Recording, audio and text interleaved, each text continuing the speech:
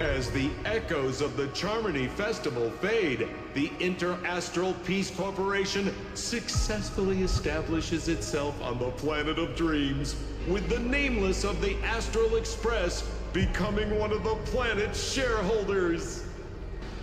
Now, a grand spectacle is about to unfold yet again in this holiday resort famed throughout the cosmos. Starring the superstar of Epsilon and the head of the Oak family, the lead actor is Miss Robin. Featuring a special appearance from the stylish and witty Nameless, the trailblazer of the Astral Express. With a powerful guest appearance from the charismatic and commanding director, Aventurine, one of the 10 Stonehearts of the Strategic Investment Department. Directed by the renowned Mr. Rekka and his trusted companions. Lastly, exclusively sponsored by Old Odie, the head of the Alfalfa family, and a business tycoon of Penacony. And then there's Scott. Hey, wait, who? You mean that IPC specialist who's good at mimicking animals? That... Okay, well anyway, the marketing development department is in on this too. Sweet Dreams and the Holy Grail War, now airing across entertainment channels throughout the universe.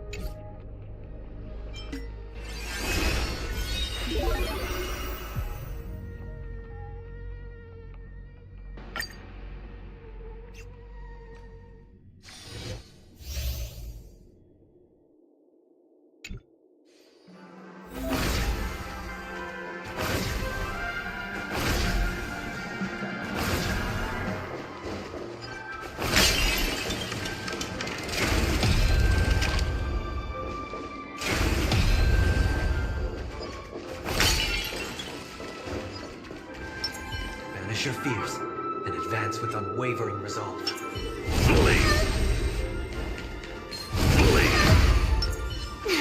Cool it. A day of peaceful repose.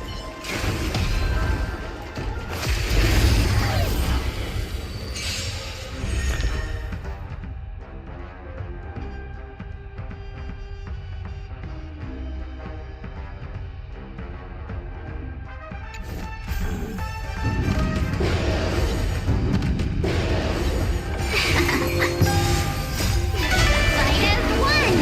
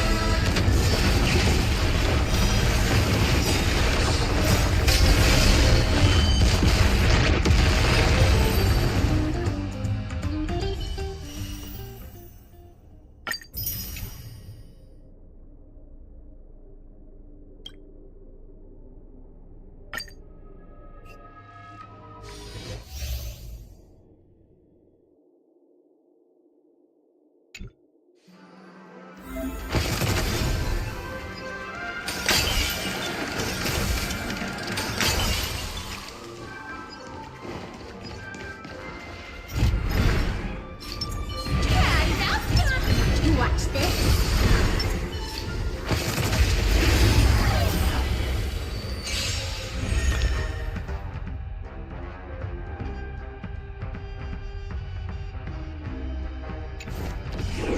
Found me. I'll take it on. You can't run.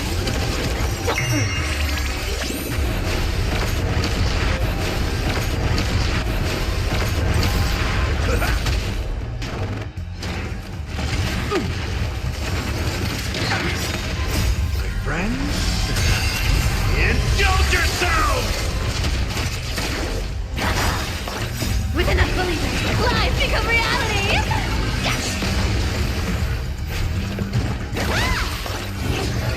Like that. Can you find the answer?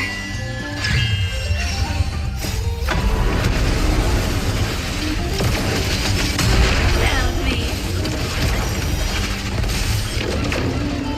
You're sicky?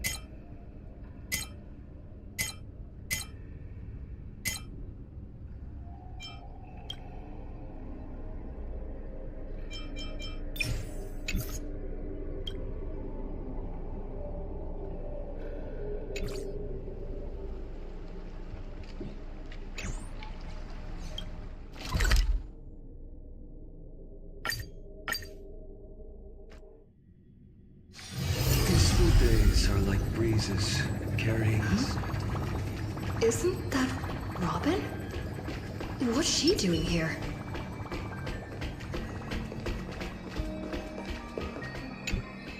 It's been a while. Mr. Scrollum said you'd stop by today, so I figured I'd wait here for a bit. So this is the device for testing the divergent universe, huh?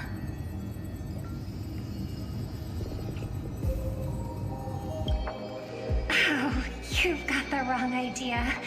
I may have taken some history electives back at Paperfold University, but I'm hardly the right person for scientific research. I'm here today on someone's behalf, to bring you a gift. Do you still remember the Holy Grail War we had back in Penacony?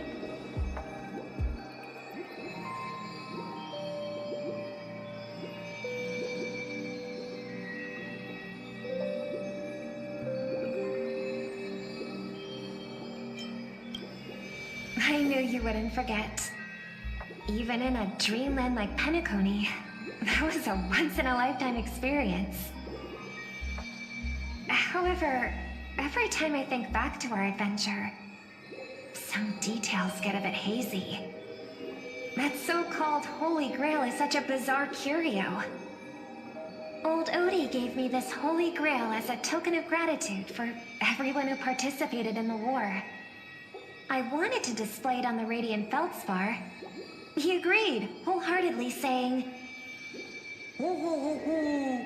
What better decoration for the Radiant Feldspar than a cup set to grant any wish?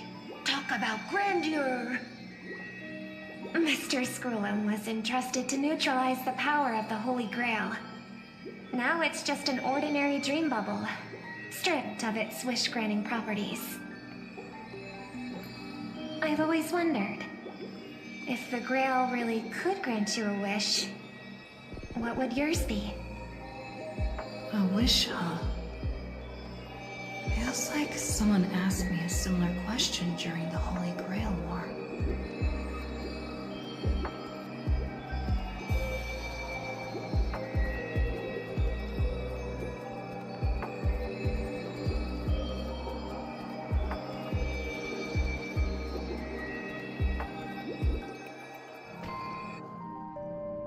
As Penacony's last festive superstar, she was once the center of everyone's attention. And now, with the unprecedented First Penaconian Holy Grail War about to kick off, she is back in the spotlight. Come on, girl. Show the audience that, what's it called? Tattoo on your hand? It's the command spells. Right. Command spells. Proof of your selection to join the Holy Grail War. They say its power lets you command legendary figures from Penacony's history to fight for you. And now, let's give up the floor to the star reporter of the Crystal Daily.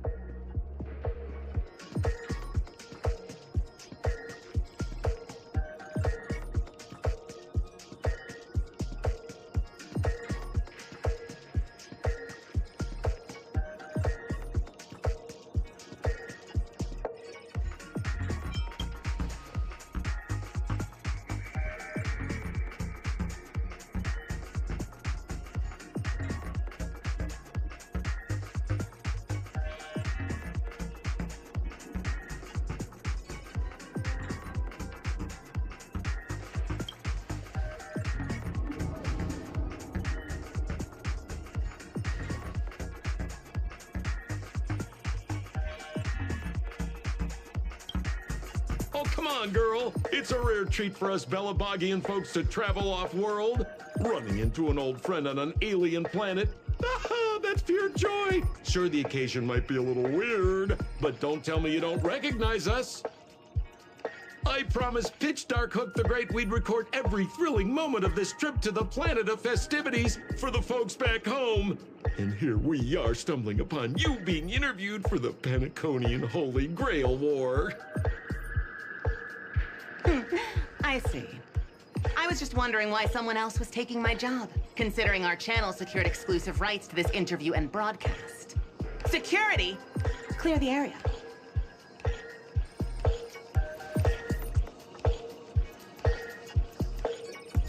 Hey, even the money-loving Alfalfa family wouldn't charge such a cute kid a licensing fee, right?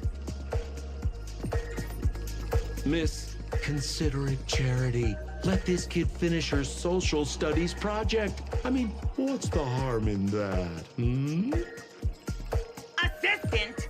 Get these two out of here.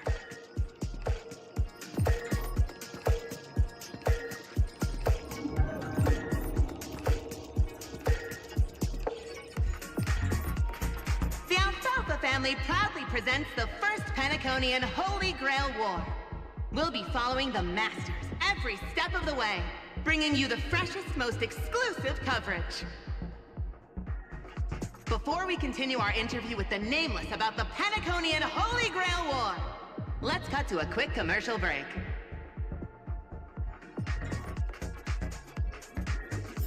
Ladies and gentlemen, I'm sure you've all heard the legend of the Holy Grail, haven't you?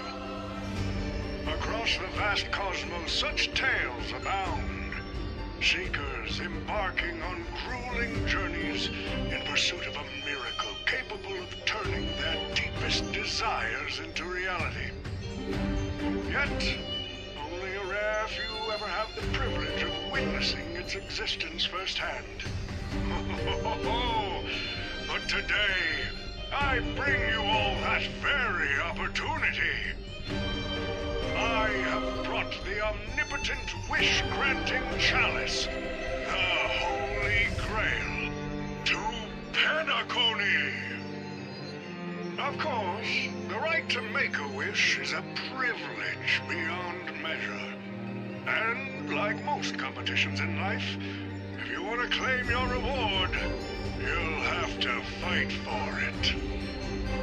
The Holy Grail will summon heroic spirits, legendary figures from Penacony's rich history, and bring them back to life.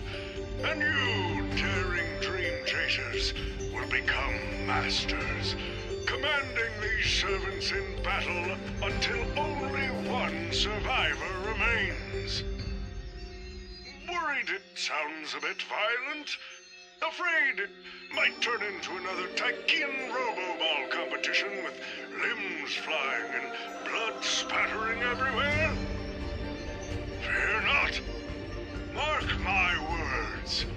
In the sweet dream of Penacony, there is no such thing as death. Any violence you witness is nothing more than harmless spectacle. The only thing real is the prize of having your wish come true. After all, this is the planet of chasing dreams. Here in Penacony, anyone with a dream in their heart has a chance to make it a reality. Now, brought to you by the Alfalfa family and proudly sponsored by Soulglad, the high-stakes battlefield where dreams are on the line. The first ever Penaconian Holy Grail War. Let the games begin.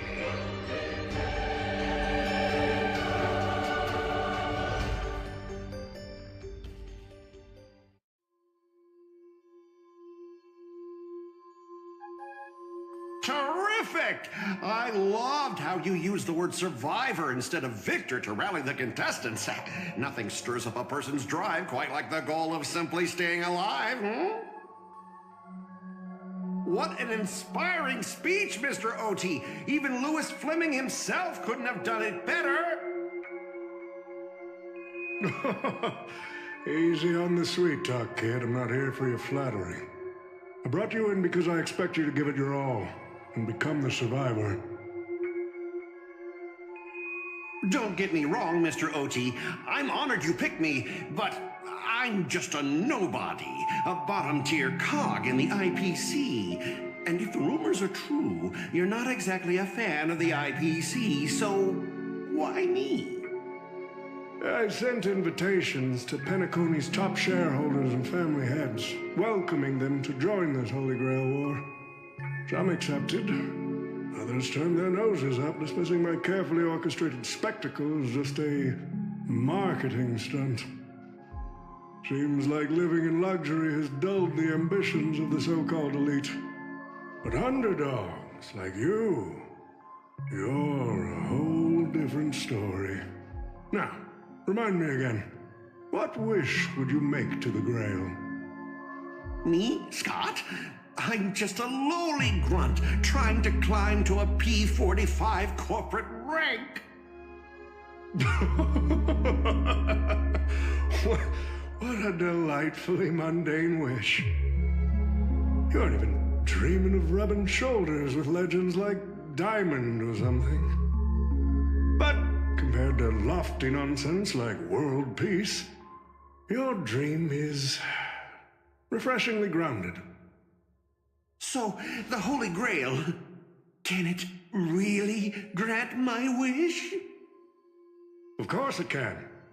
Kit, the command spell branded onto your hand is proof of your qualification. You've also summoned a servant and witnessed their power for yourself.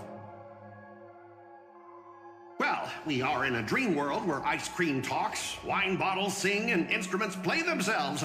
A grail that grants wishes and legendary figures resurrecting from history? Not so far-fetched here, I guess. But here's the bigger question. If the Grail is real, why are you sharing it? Why turn this into a show? Let's face it, if I were in your shoes, I'd keep it to myself, make my wish quietly, and get filthy rich. A sharp question, Scott. Let me put it this way. Picture an old man who survived 10 Amber Eras, navigated countless conspiracies and power struggles, accumulated an endless fortune, and climbed to the absolute pinnacle of Penacony. Now tell me, what's left for such a person to wish for? More money and power? No one ever thinks they've got too much of either, right? I don't know. You tell me, Mr. OT.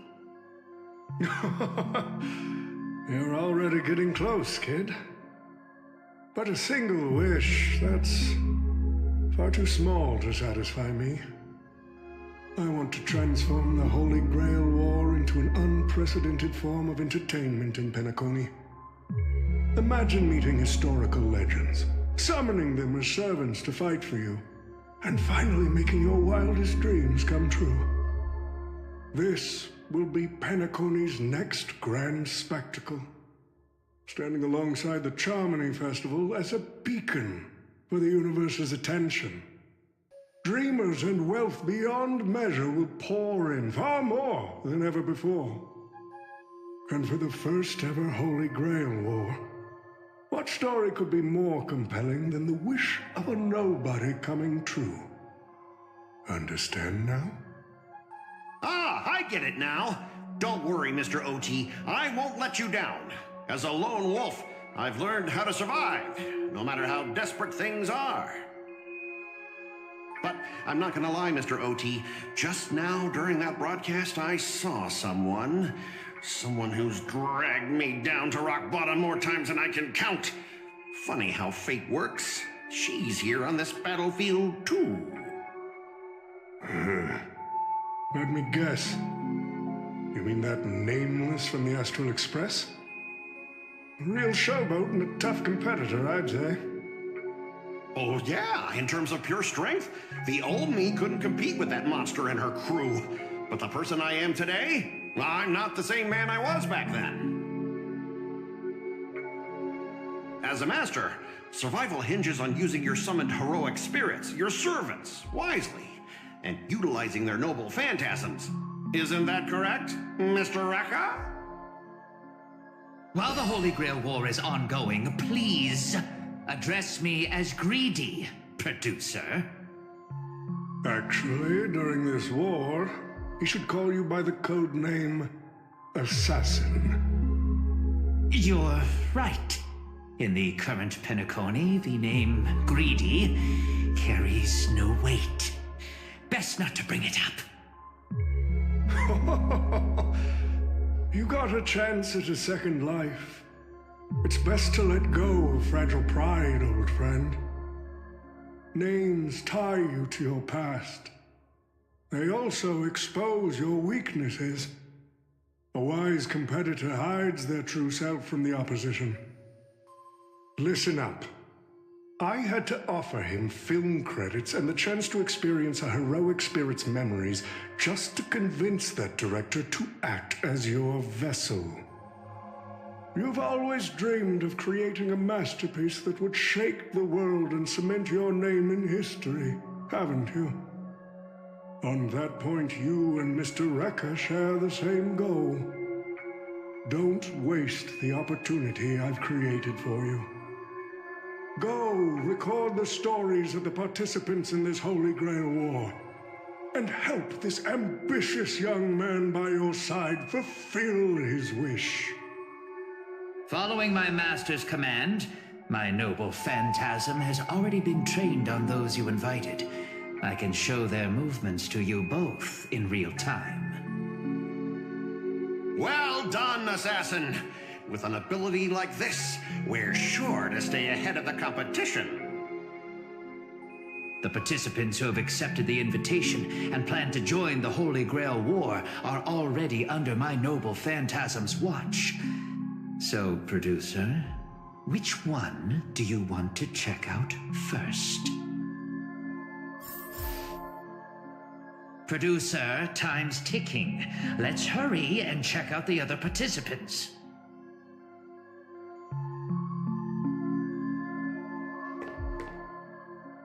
Mr. Oti, summoning a servant this early, isn't that a little against the rules? I didn't realize our producer cared so much about the rules. You bet I care about the rules. It's fun to break them in the heat of the moment, but if trouble comes knocking afterward, we're the ones who get hurt.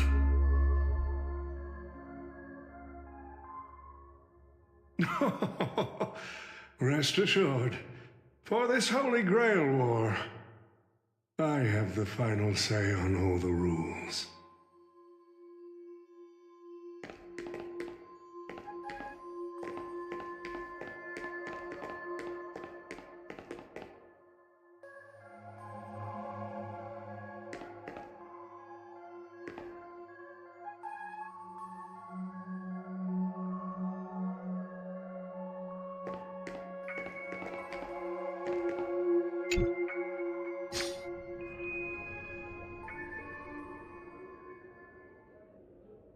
But what's even more Paniconian is this omnipotent wish-granting chalice. Oh, listen to that. Doesn't it sound like a cheap business scam? Only someone from a backwater place like Eurilo 6 could be fooled by a trick like that.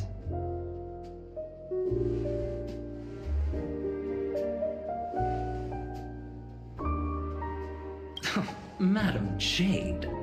Oh, don't tell me you're actually trying to figure out what kind of game this old man is playing.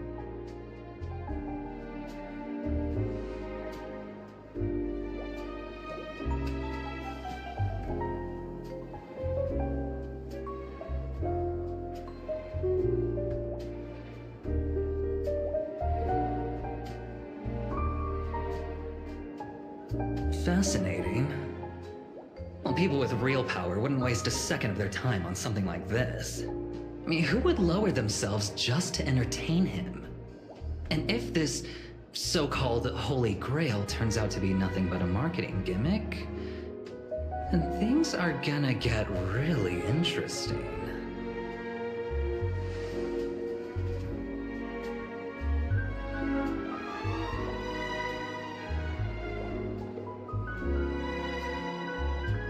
So, you believe this omnipotent wish-granting chalice might actually be real?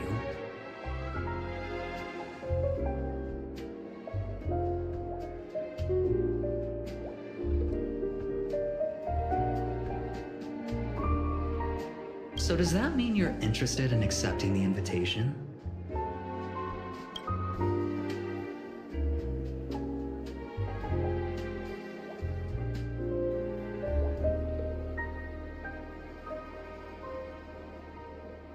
Placing your hopes and dreams on some unknown holy grail.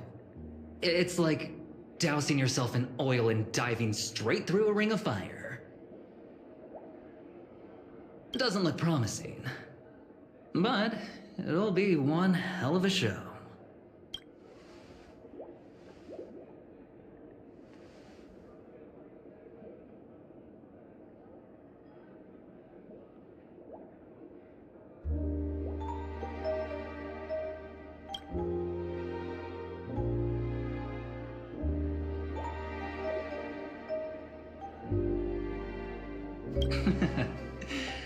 I knew it.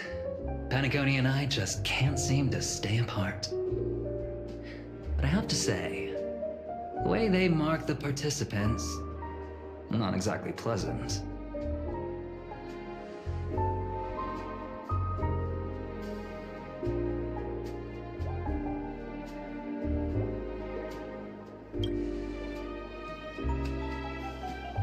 As you wish.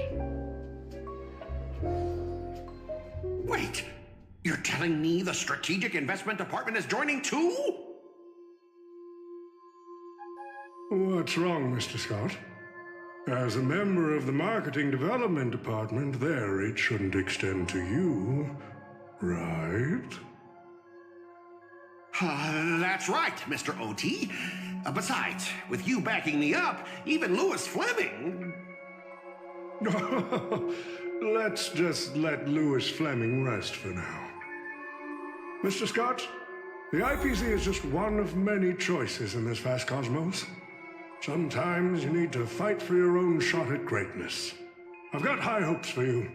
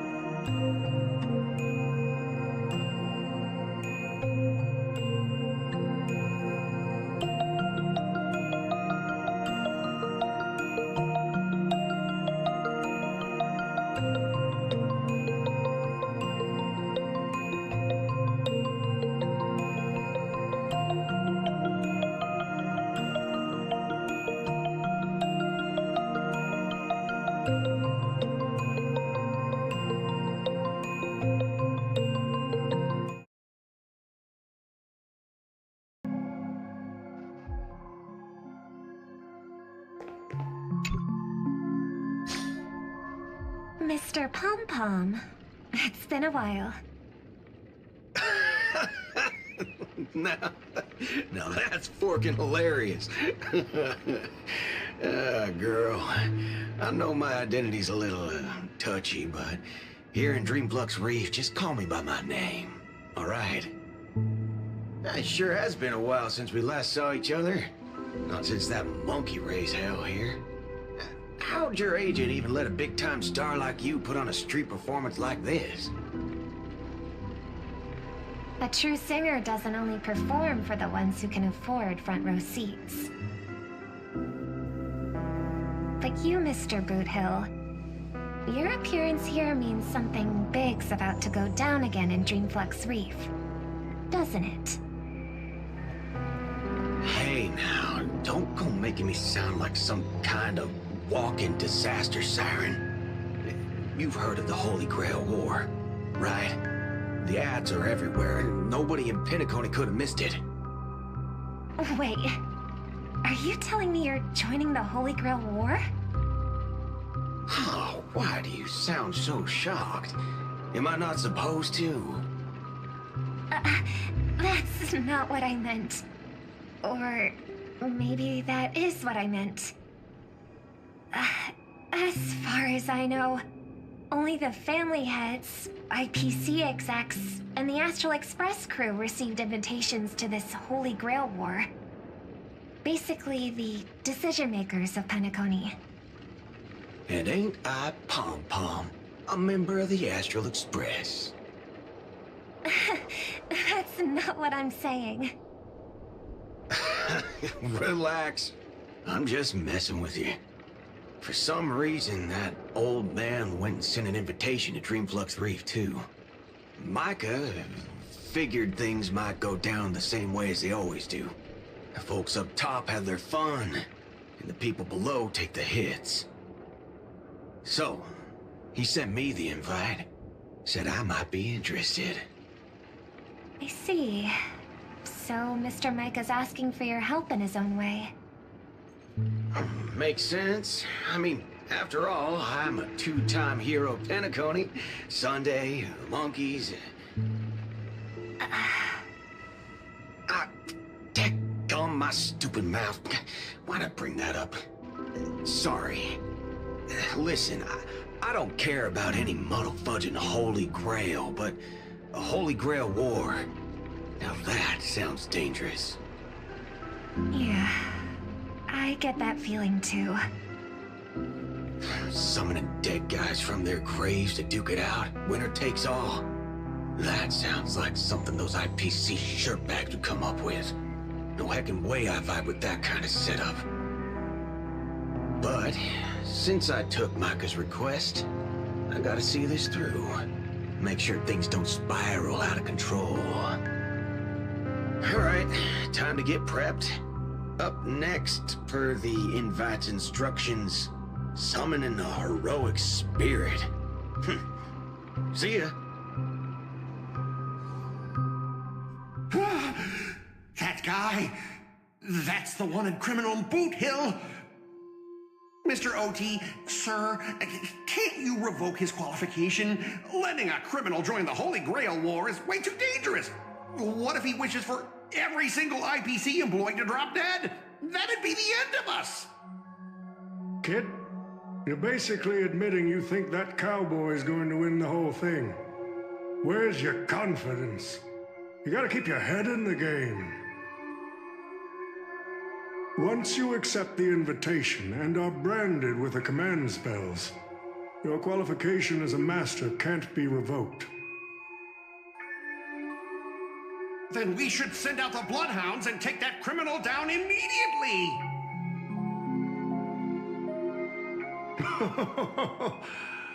But Mr. Boothill wasn't wrong, was he? He saved Penacony twice before. If we jumped the gun and hunt him down now, that wouldn't be very tactful. Why are you so scared of this guy, Scott? Let's just say there's some personal history. He's got a particularly brutal way of handling my department's people.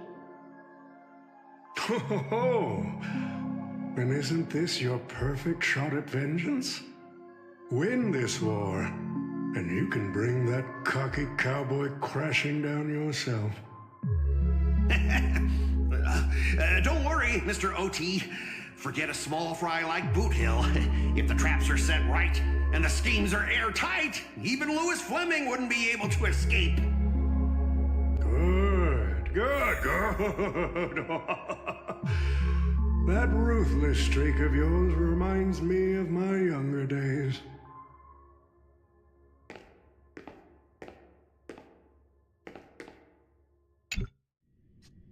Who the heck keeps tossing garbage around? The next passenger Pom-Pom catches littering is going to have to write down the train's sanitation rules 100 times! Huh? The first Penaconian Holy Grail War? Inviting the Astral Express to join? Sounds like the kind of spectacle that might interest you. Seems like she's not around. Maybe I should pass this to March and Don Hung instead. Wait, why is there graffiti on Pom-Pom's hand? It won't come off! Who's behind this prank? The world's turned upside down. Even the animals on the Astral Express can enter this tournament. Mr. Odie, should I take care of this first? No need. Letting a contestant like them compete just makes things even more interesting.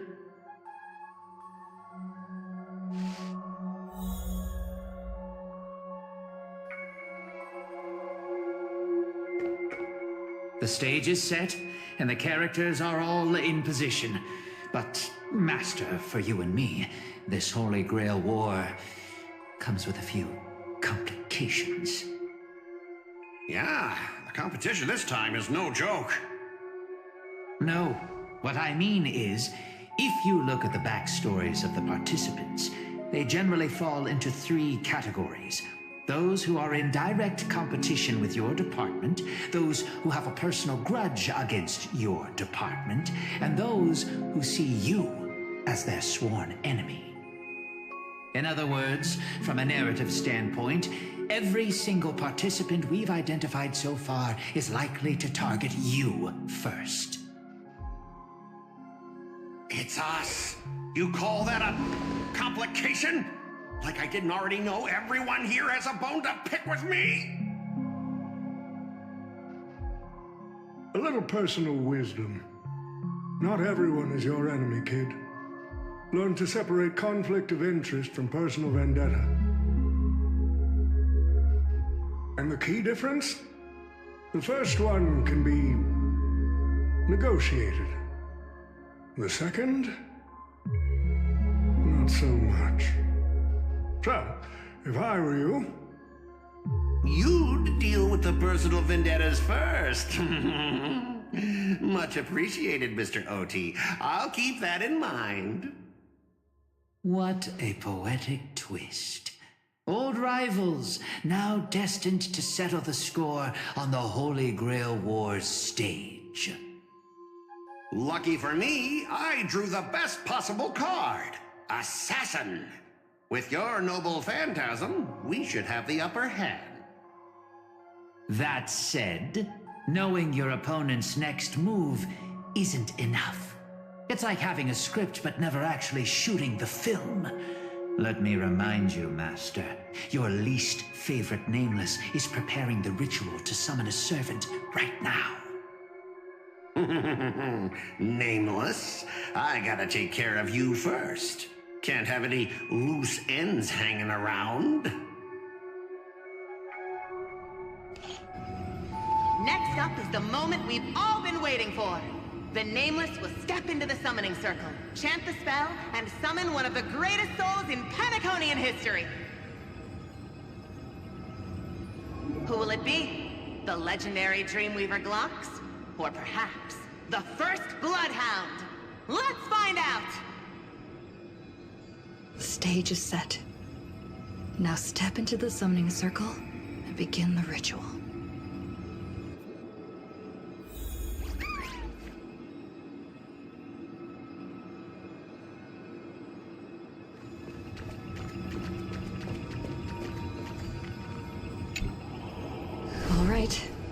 Let's begin. Heed my words. My will creates your body, and your sword creates my destiny. If you heed the Express's whistle and obey the crispy, crumbly pom-pom pie, then answer! I have not come to bring all the good in the world, but I am fated to perish, defeating all evil in the world. 7 souls flowing from the Ember Lord's stony heart.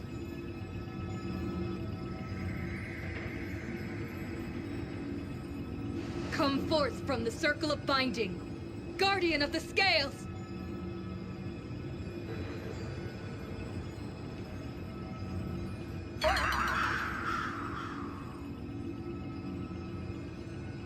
So, where's the servant?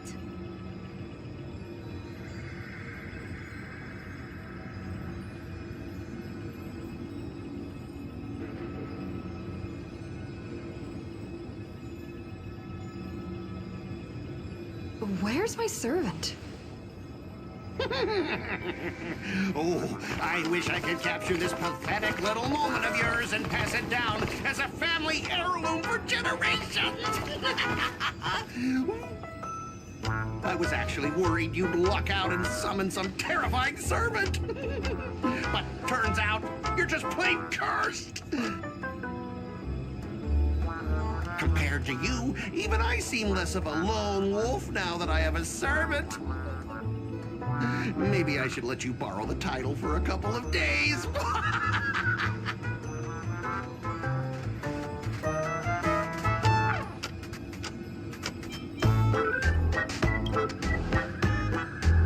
You think you could take a cheap shot and beat me, just because my summoning failed? Listen up, girlie. Let me teach you why rules matter. This is the Holy Grail War. Having a servant versus fighting alone? That's the difference between wearing power armor and charging in shirtless. Let's not waste time. Your summoning ritual just flopped. This is the perfect moment to serve you every ounce of humiliation you once dealt me, with interest. But hey, I'm a fair guy. Since you failed to summon a servant, I won't use mine to beat you either. Boys, go get 'em.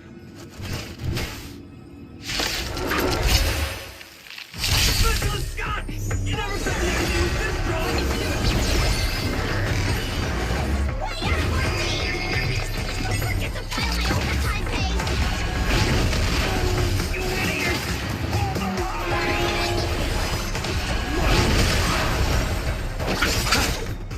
The dead return!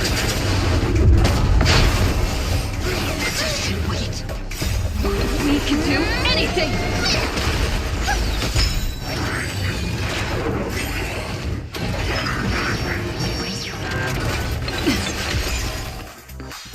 Future good coming! Stars Echo! Receive divinity. Repay. Tomorrow! Bloom. Conflicts consume me.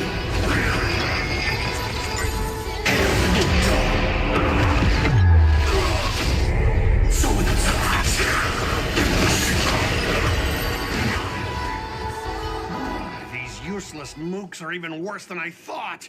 Anyways, just fall back for now. Scott, that's all you've got? Guess it's my turn to hunt you down now.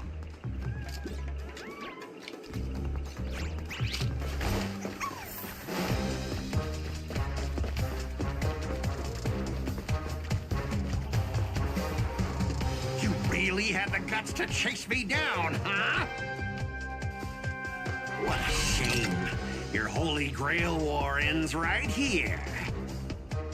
Target is in position. Ready, assassin? Ready to roll, producer. A blood-splattered interstellar slasher comedy.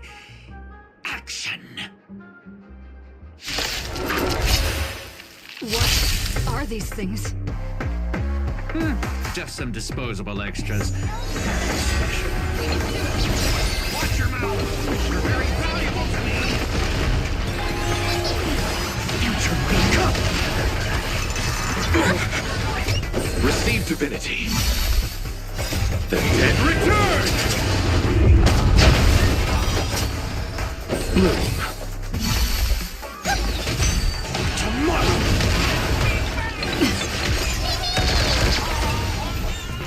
Future will come!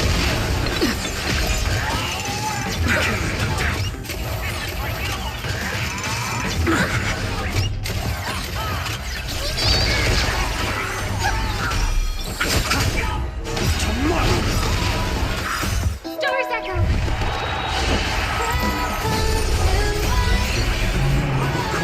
Consume me.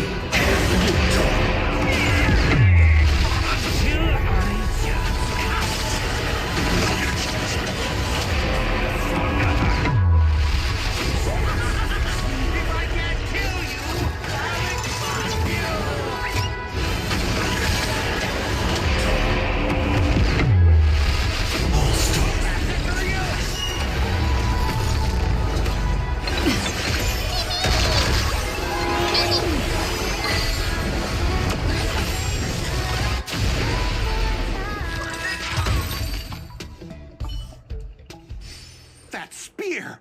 What just happened? It wiped the field!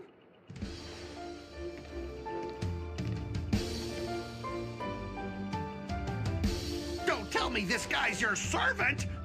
Assassin, do something! Someone's crashed the set, producer. I'm not built for frontline combat, and that guy is bad news. So, how about we take the smart approach and run?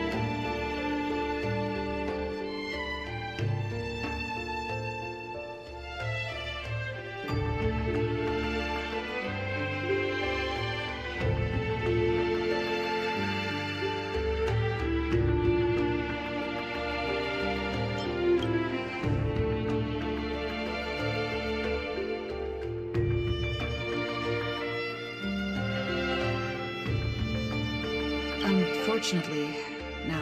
It was completely destroyed. But there are still survivors. I have a friend from there, Guinevere.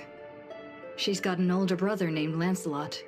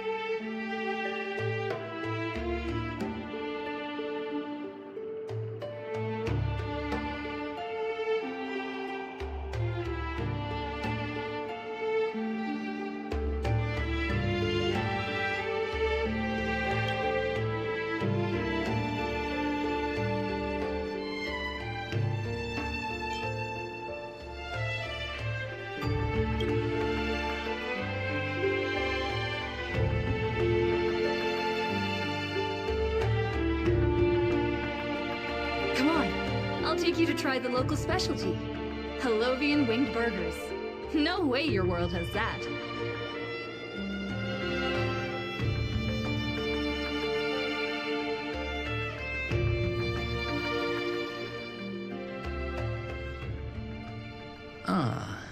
I've always been a gambler, teetering between bad luck and incredible fortune. But even for me, this straw of the cards is a bit... Still, I have to say, I kind of like your servant. A partner who plays by the rules and knows his boundaries. I'd take that over you schemers any day. At least he's trustworthy. Oh, no doubt he's an incredible servant, but... who exactly are you in Penaconian history?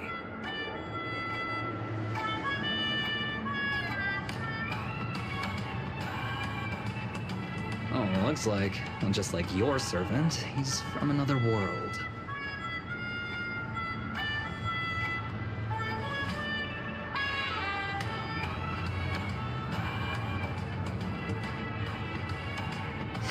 Forkin' hell. So, 2 outsiders summoned 2 more outsiders. What kind of xenophobic Holy Grail war is this?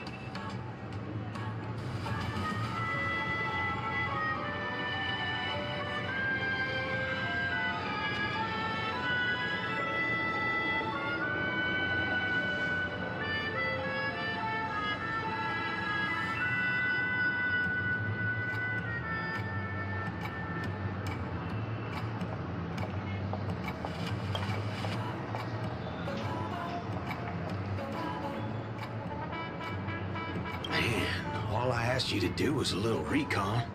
How'd you end up looking this beat?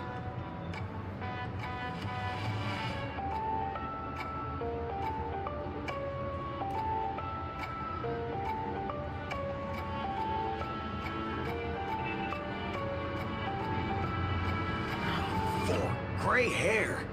That's one of ours. Why the heck were you fighting her?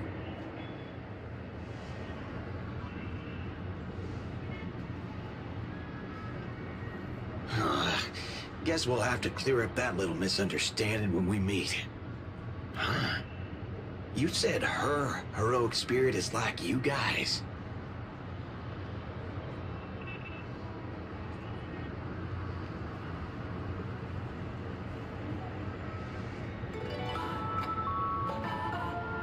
Are you guys often summoned into worlds that aren't your own?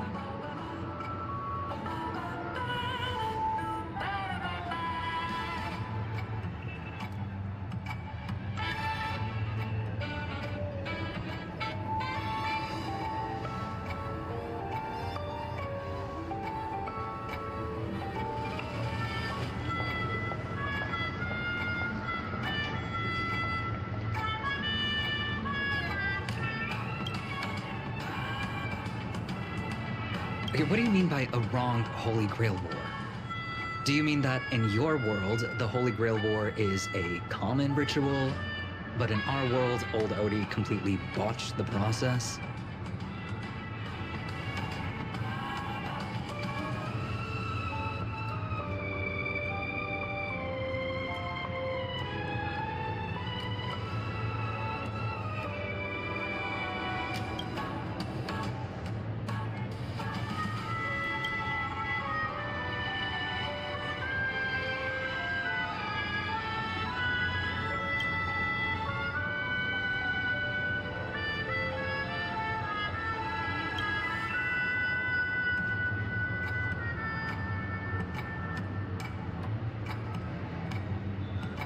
That makes things simple. We just find the modal fudger behind this Holy Grail War and drag them out into the open.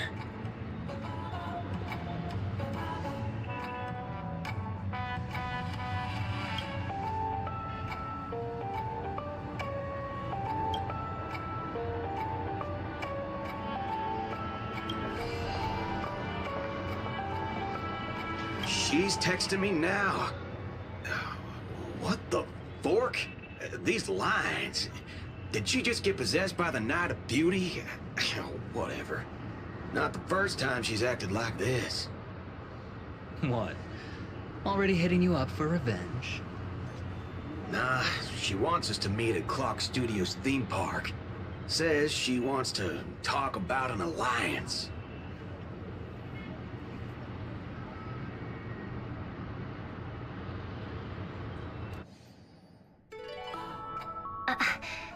I thought a heroic spirit would look... I don't know... more special? This isn't quite my true form, but I'm afraid this is the only way I can appear before you. Summon at your request. I am... Castor. I would of course prefer to be honest with you, but every time I try to say my own true name, it turns into this. Dissonance? But that's your name.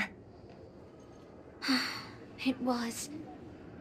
But it's been trademarked, copyrighted, owned by someone else. I'm sorry, Master. Just call me Robin. I'm not used to being called anything else. Miss Robin. I'm sorry if this isn't what you were hoping for. I'm just a faded star from the age of dreaming. A piece of dead skin in an industry that sheds its past without a second thought. I was brilliant. Once. Who was I? Well, maybe you'd find the answer buried in some old, forgotten magazine. They used to call me the Eternal Silver Screen Beauty. The golden note of Shipei's legacy. I've had even more names. But ever since I first stepped into the limelight, I've never had my own. Not even in death. Not even now. When I've been dragged from the grave to perform on this new world's old stage. Every time I even try to speak my name, it gets drowned out by that cursed dissonance. But it's my name. My name. Mine.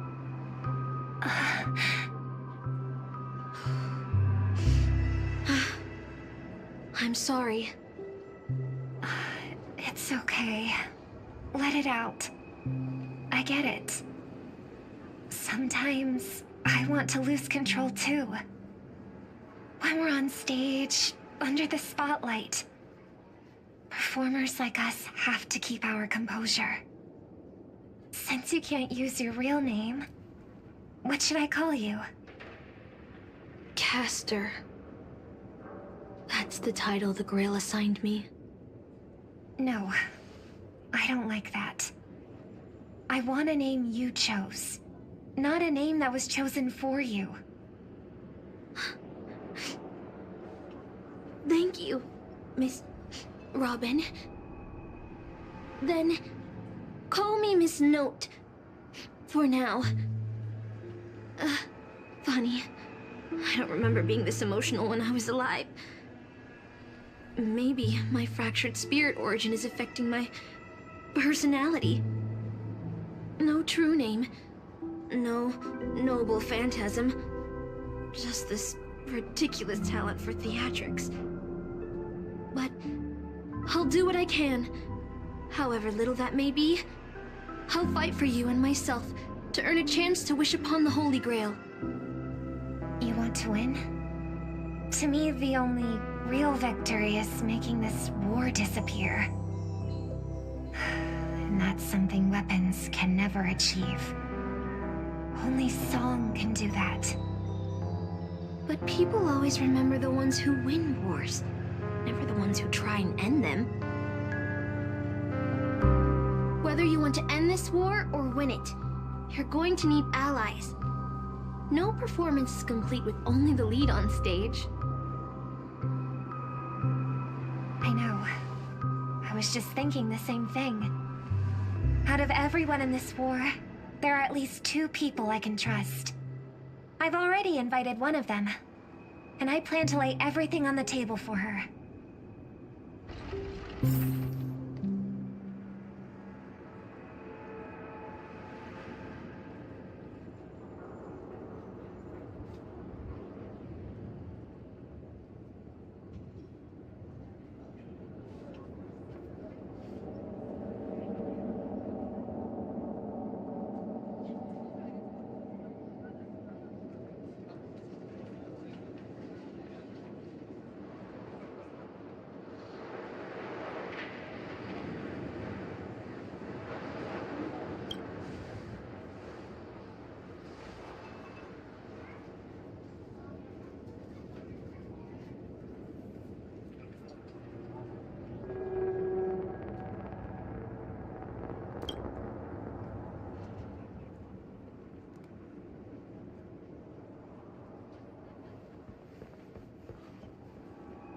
All right, enough about that. Let's find something to eat. Listening to your stomach rumble is making me hungry too.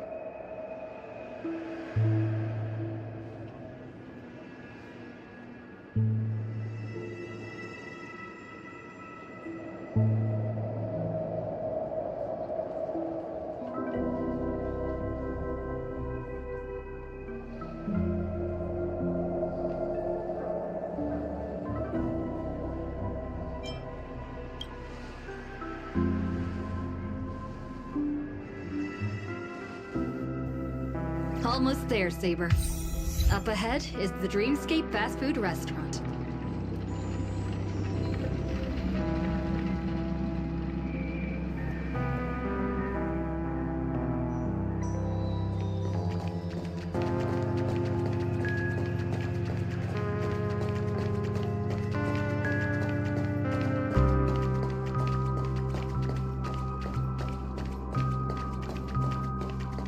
My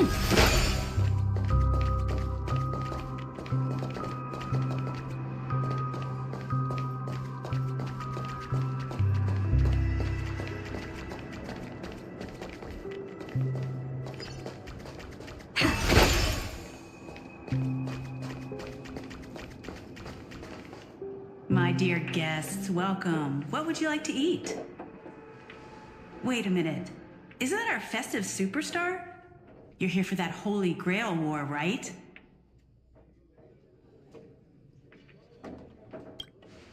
Oh, please. This is Dreamflux Reef, and news spreads like wildfire in this place. And this must be the heroic spirit you summoned, huh? Dare I ask, miss? Which famous person from Penaconian history do you represent?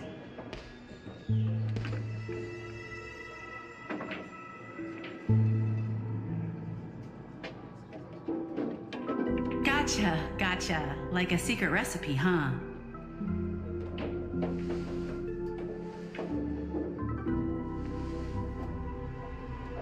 If this is your first time in Dreamflux Reef, I highly recommend the Halovian Winged Burger. It's a burger you won't find anywhere else. Our store only uses pure organic ingredients sourced from the Memory Zones farms. The soil they're cultivated in is free of harmful emotions.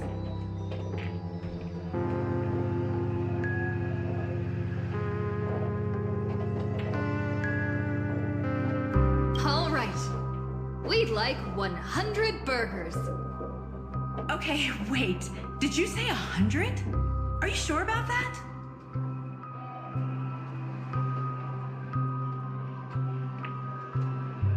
The lady next to me needs to replenish some energy.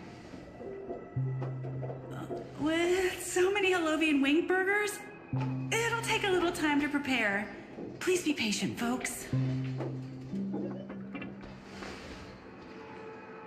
So, Saber, what wish would you make to the Holy Grail?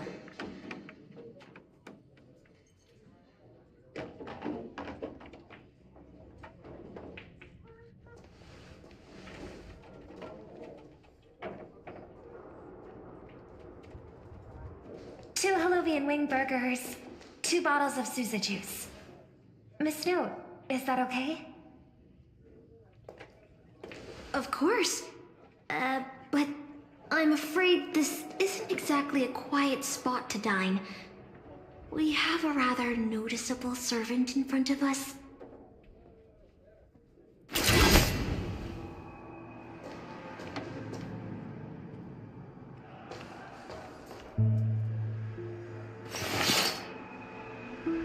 It's been a while. Miss Note, this is the trustworthy friend I mentioned to you earlier.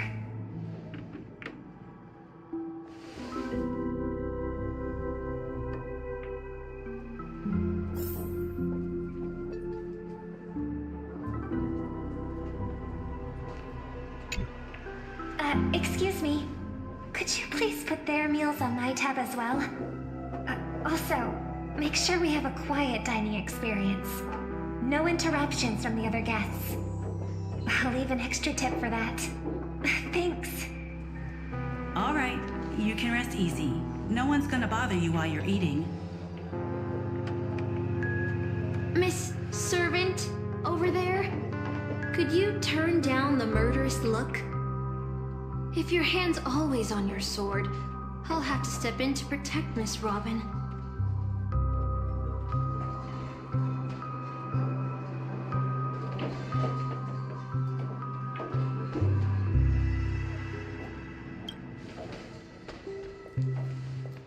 Sorry to interrupt, dear guest, but if you're gonna fight, maybe you should eat first. Your Halovian wing burgers are ready.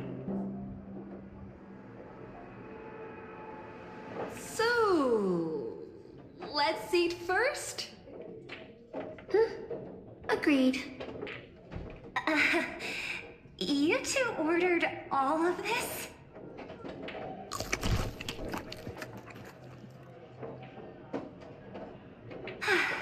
It seems they've all calmed down after eating. The dinner table really is the best place for diplomacy.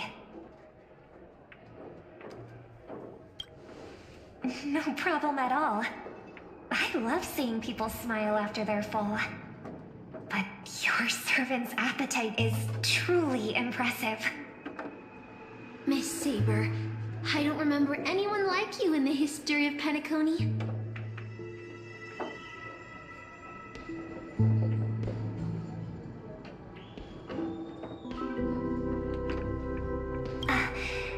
I don't quite understand what you mean.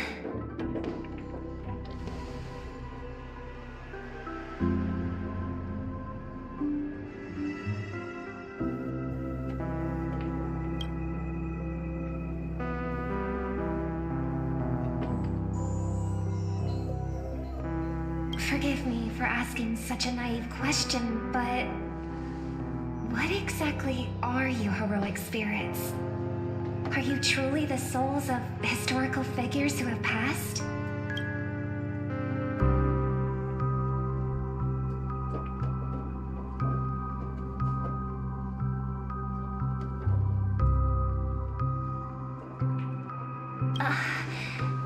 Magical energy, noble phantasms. Do these things really exist?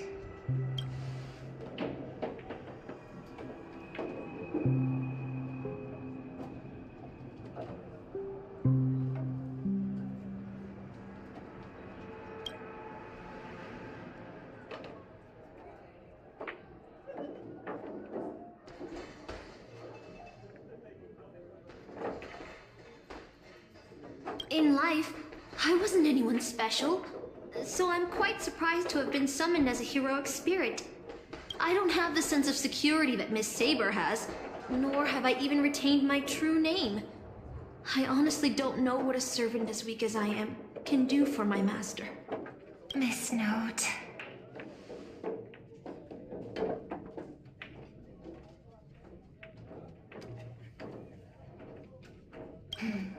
Well said. My brother once told me that Penacony is a land of empty legends and no true heroes. To him, the historical figures of Penacony, the legendary heroes, are all just half-truths. Images created by later generations, like products in a store window. Even their dreams turn into reality TV prizes. But at this moment, whether it's the otherworldly Miss Saber or the historical Miss Note, I'm certain you both are more real than that. And not just some commercialized product. Master, thank you for your comforting words.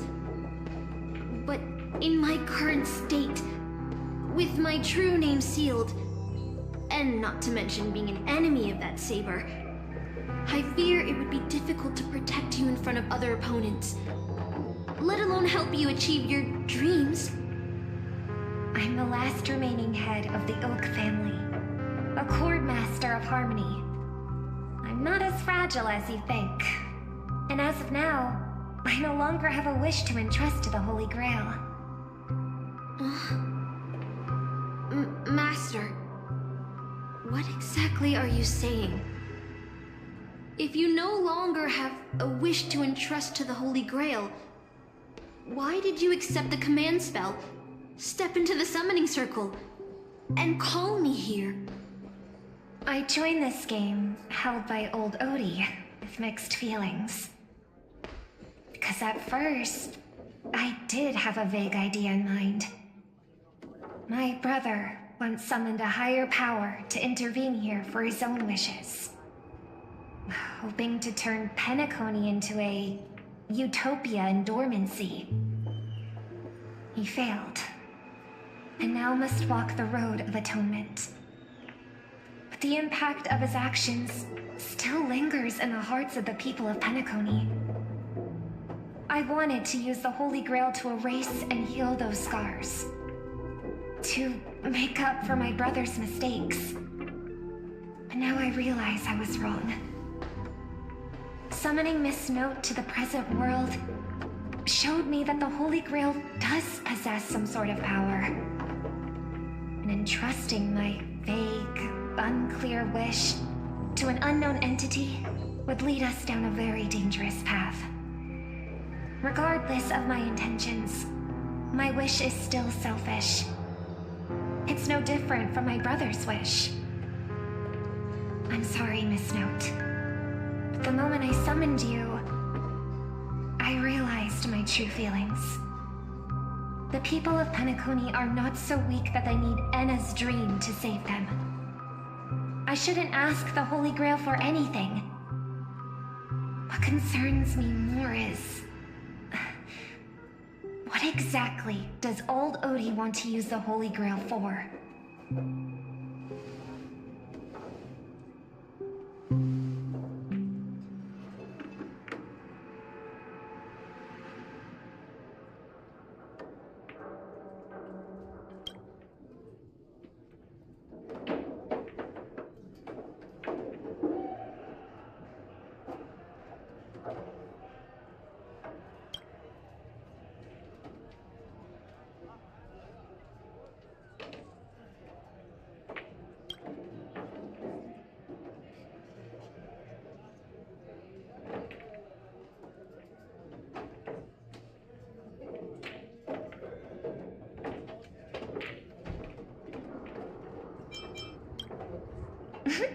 That's right.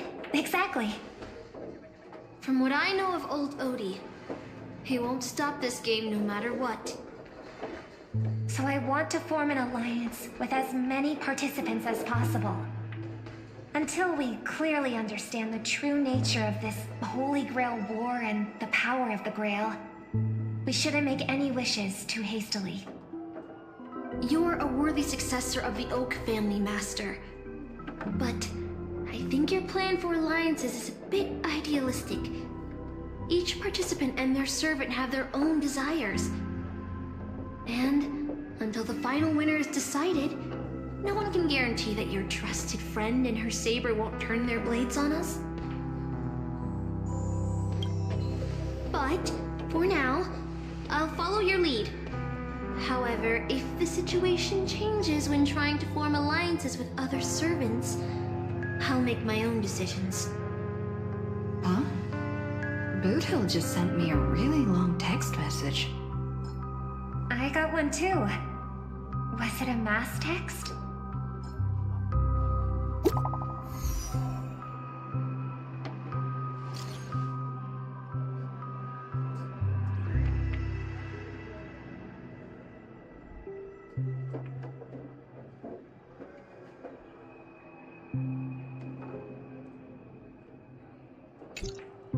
Is this a text from Mr. Boothill?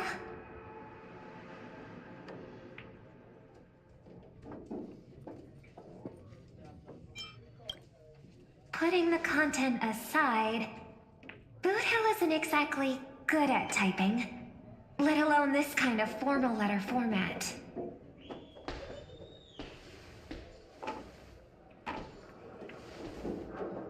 See? Peace is just the interlude in a war.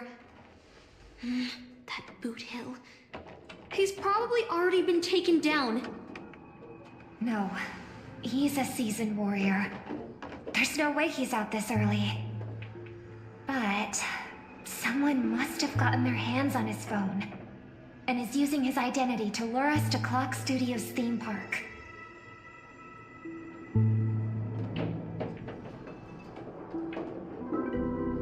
Yeah, I was thinking the same. If we rush over now, there's still a chance to save Mr. Boothill. What do you all think?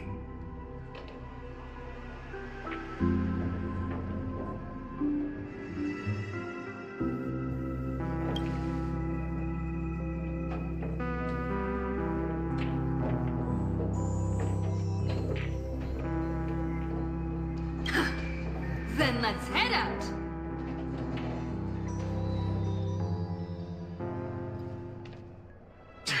Aren't we supposed to meet up here? Where did they go? Something's off. Maybe someone got the jump on them and took her and her servant out before we got here.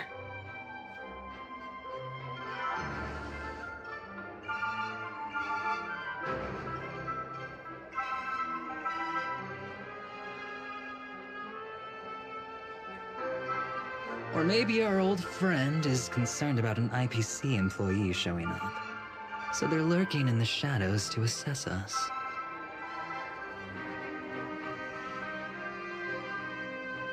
All past enemies can still become present-day allies. Am I right, cowboy? Even with the IPC, she should at least trust me after we went through so much together. Hey! Come on out! Let's chat about joining forces as a team. You ain't gonna get hurt. Oh, they aren't coming. I went through a lot of possibilities in my head before we got here. But I never expected to face the most ridiculous of them all. A sharp bag pulled off a scam on a Galaxy Ranger. Listen up, fork and shirt bags! Ain't no matter who you are and what you want to do. I've got you surrounded. Pop out now.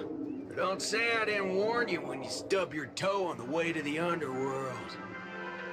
Did you hear that? He's gonna kill us if we don't give ourselves up. Oh, he's every inch a serious criminal with a huge bounty on his head.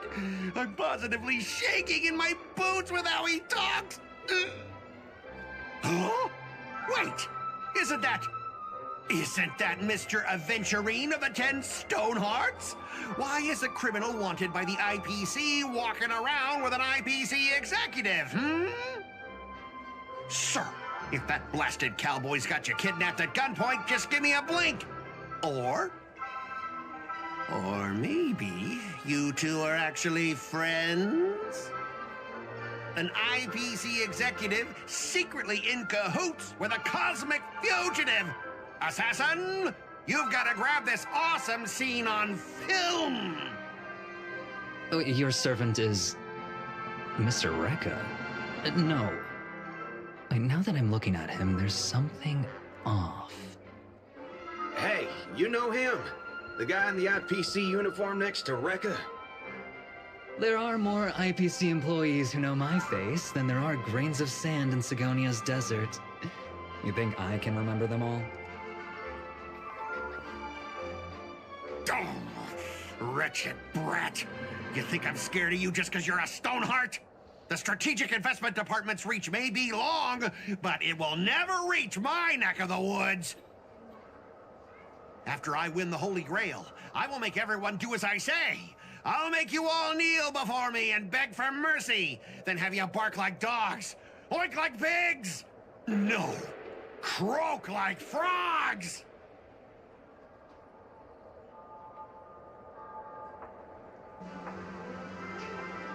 So old Odie even sent invitations to your department?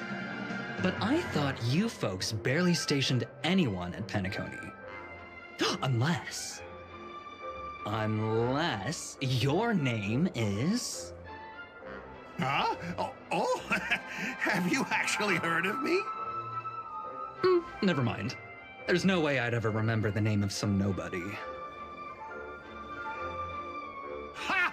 You high and mighty executives have never treated us basic workers as people!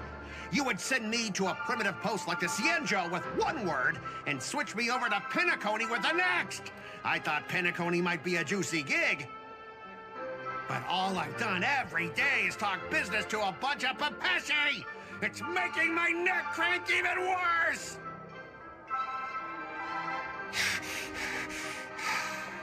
But hey, all of that'll soon be a thing of the past.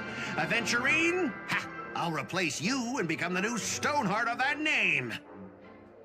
Assassin, use your noble phantasm to bring me victory! Huh? Do I finally get to see this shrimp servant in action? Archer, get ready for a fight.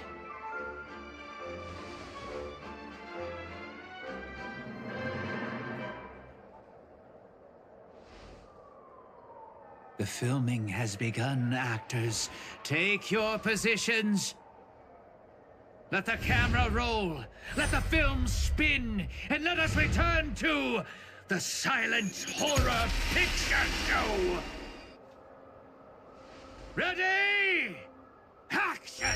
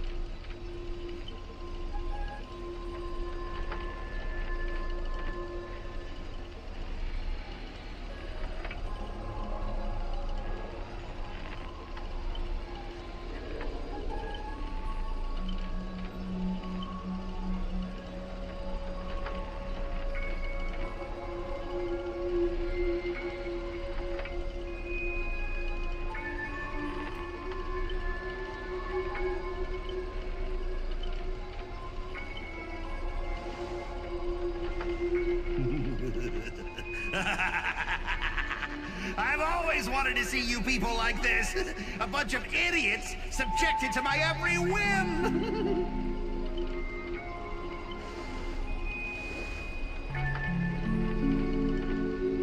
And why have you been reduced to this, may you ask? Because now I am the protagonist. You extras will never be treated in the same way as me. I can't wait to hear what kind of petrified screams you'd be making in this horror show. Oh, wait. Oops, I forgot. No one can hear their own screams in Assassin's Noble Phantasm!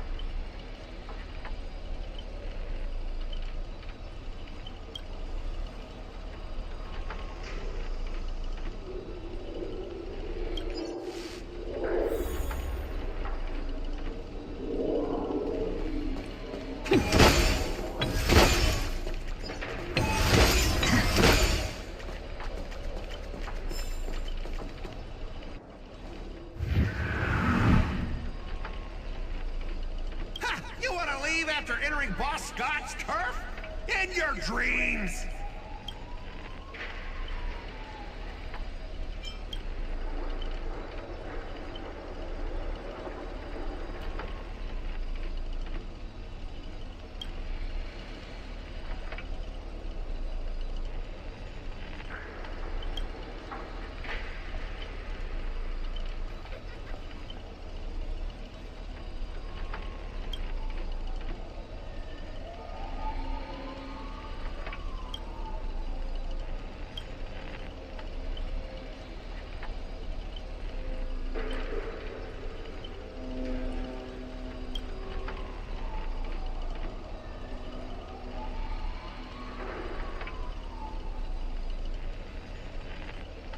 Supporting characters with no voice dubbing shouldn't waste the audience's time with your lines. Ready! Action!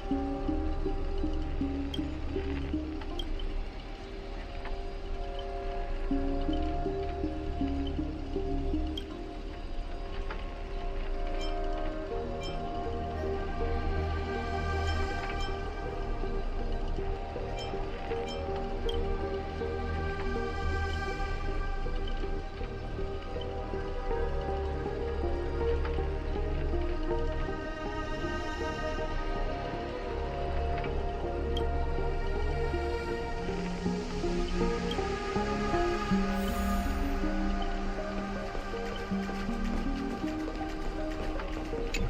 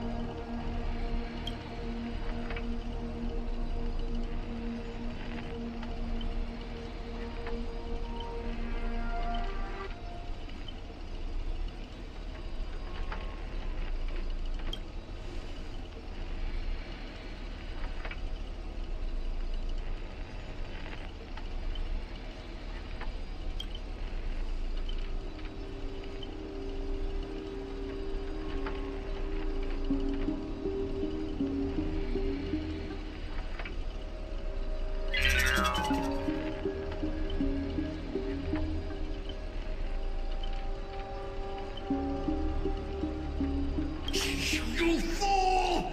How did you let your true name slip like that? Isn't that supposed to be a heroic spirit's greatest weakness? Assassin!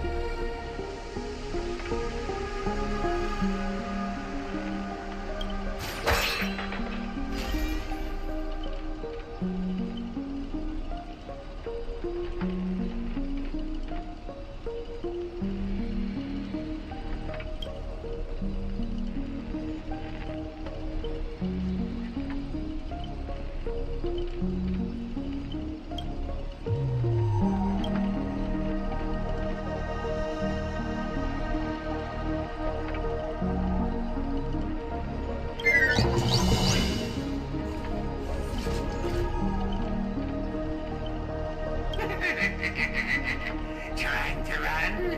Did I, the protagonist, ever give you permission to run? As the star of this film, I'll be the one to personally tear you all apart limb by limb. You chainsaw in my hair. An assassin's power. These two poison saws can cut 3 times in the blink of an eye. And 6 cuts in one go.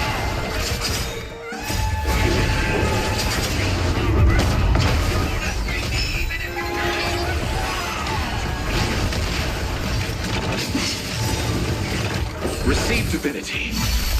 Repay. We can do anything!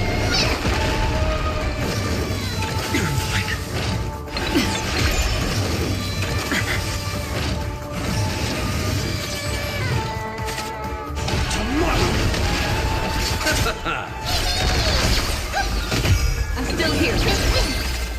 Future will come. Our core flames consume me.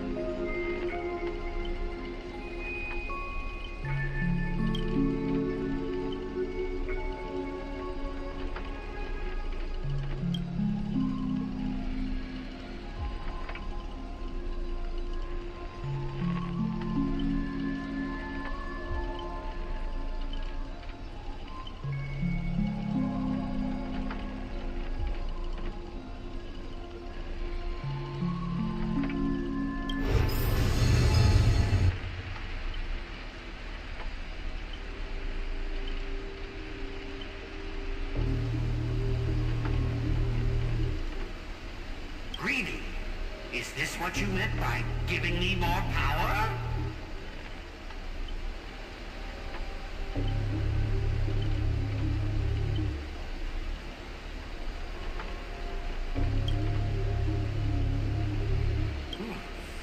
I'm all fired up! Now, I will take back everything you took from me! You shall pay tenfold! No, 1,000-fold!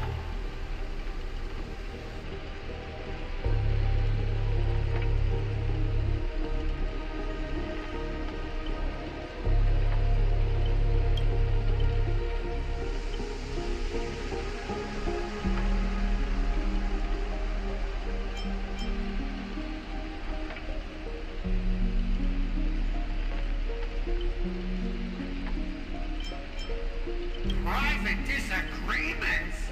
You ruined my life! You made me bark and oink and face into motion, moving from one puny post to another in the cosmos, in despair and misery. And this is what you call it? Private disagreements? You and your little entourage of extras. You won't get to be cocky for much longer. The power inside me is breaking out, trying to be free. 1 Scot, 2 Scots, 3 Scots. My scalp is scratchy. 2 got stuck in there.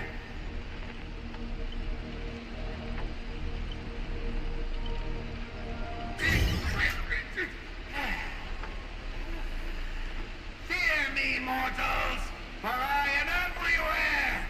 In your dreams, in your shadows, right behind your back! Now I, the Lord of the Wolf Pack, the 1,000-faced Scot, will devour all!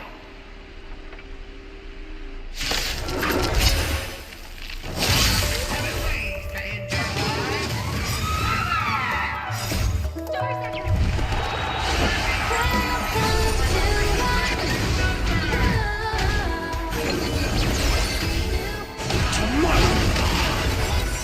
Receive divinity. The dead return!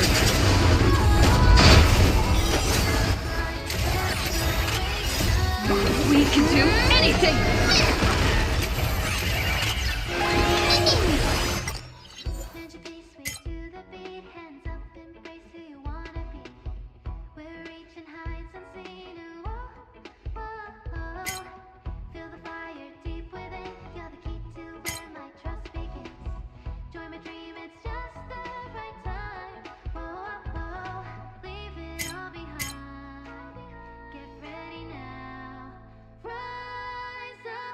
Future will come!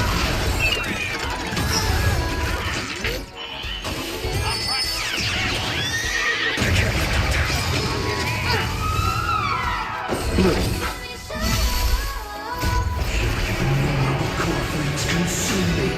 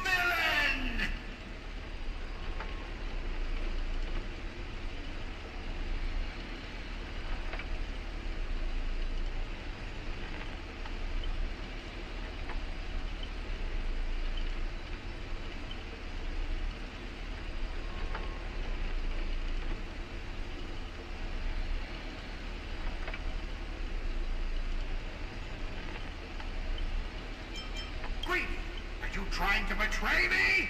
Don't forget, I am your master! With my command spell, you'll have to... Ribbit, ribbit, ribbit, ribbit!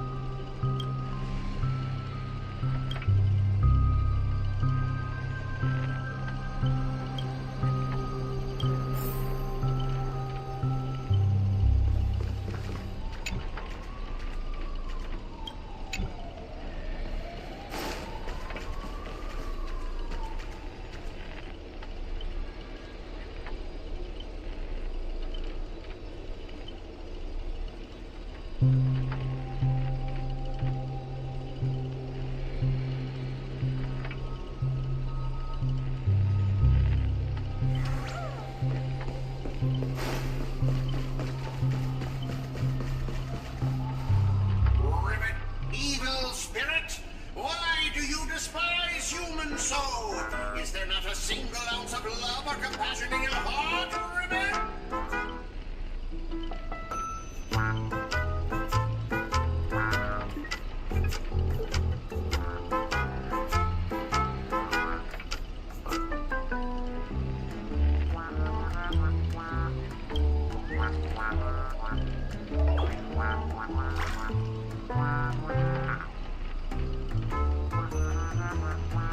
If I back down now, I'd be the same as all the other Scots. So, if you want to hurt Miss Robin, you'll have to walk over my dead body, Ribbit!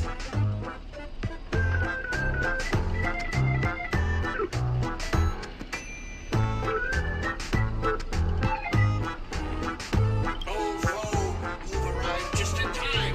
Help me! Together we can crush this blasted evil spirit! Doesn't matter if you want to punish me later or demand an explanation. As long as Miss Robin is safe, you can do whatever you want with me, Ribbit.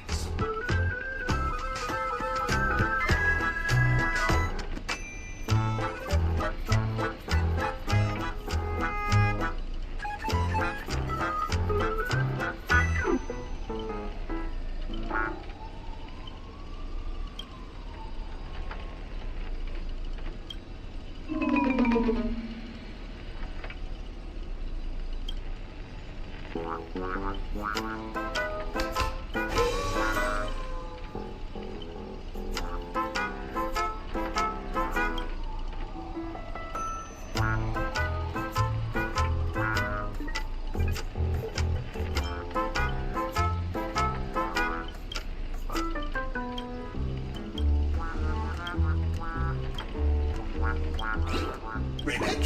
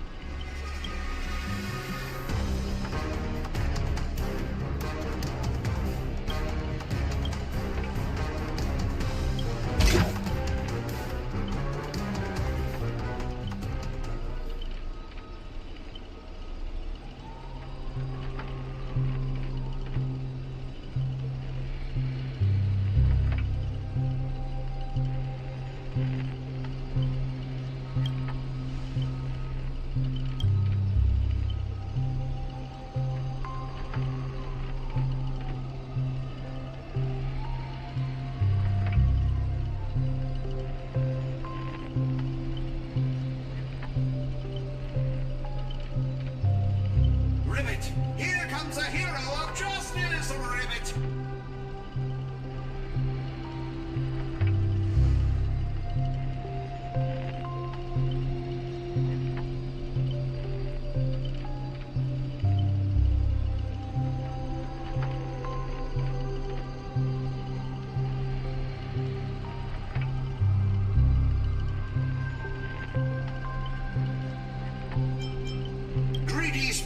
Consciousness into countless fragments in the previous battle, just like what happened to Miss Robin. I'm honestly as shocked as you are. Who would have thought there's justice in that man called Scott? And yet, my chest burns with righteous fire.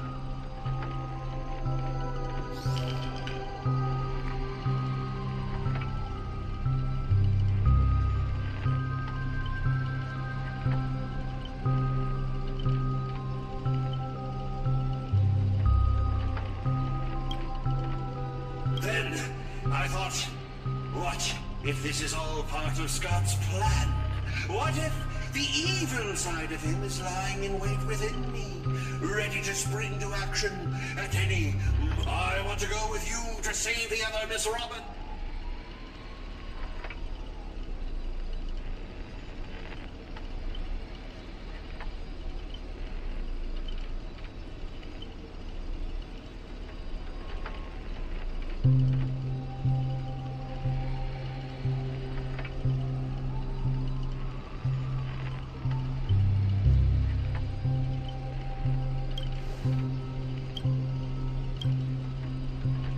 To honor the trust placed in me, I will never bend to evil, Ribbit.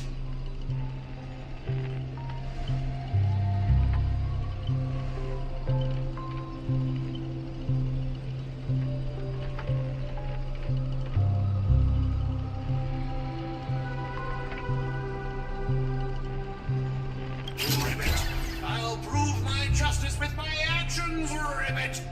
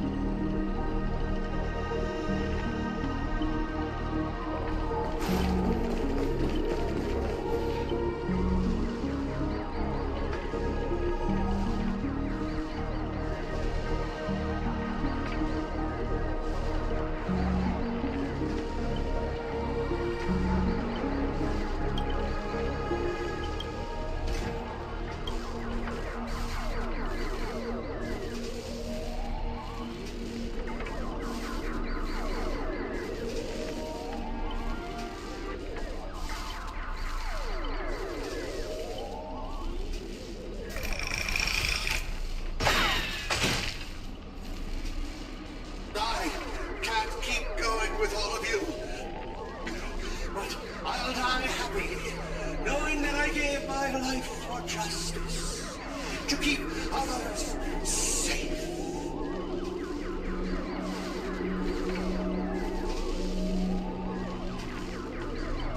Tell Lakshmi, the night we broke up, I lied to her. There's no such thing as a skies of justice. castle. That just as is a part of a name, it doesn't mean anything. What do you think? How would you rate this shocking reveal? Director, heal me up! I worked so hard to lead them into the trap, and now you're shooting me in the butt!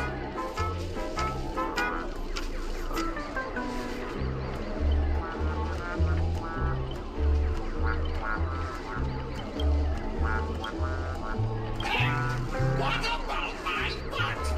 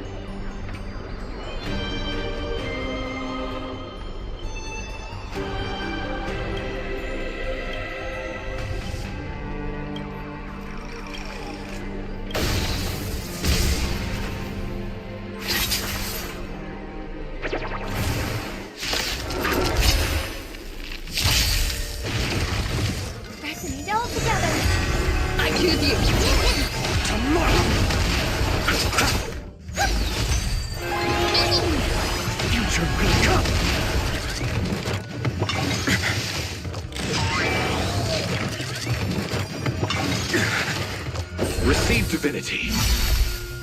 The dead return!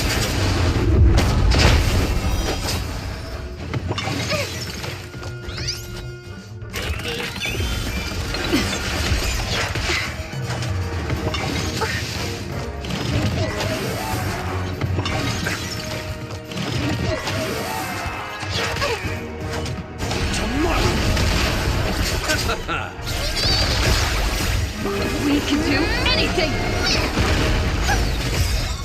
Stars Echo! I'm still here.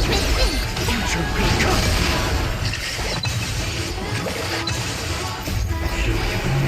Core flames consume me. Someone else does this.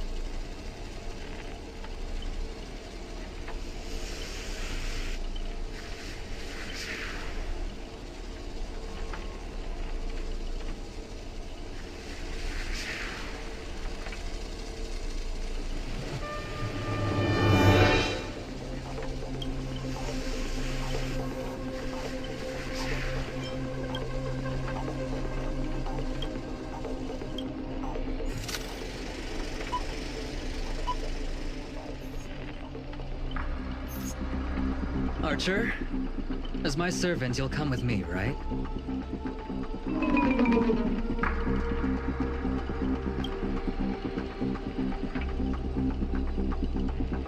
what's wrong with being a little underhanded if we can win?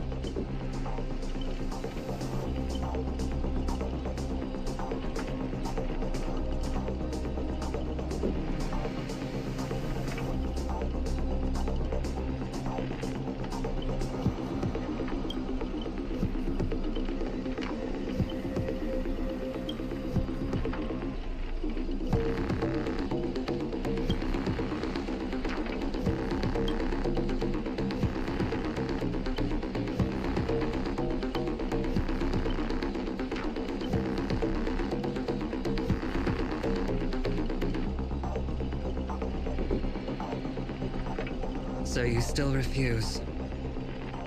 You know, I should use my command spells to force you into submission, but I hate brands on the flesh that bend someone to another's will. If staying with them is your wish, then so be it. But sometimes, a change in perspective will make you see the gamble in its entirety.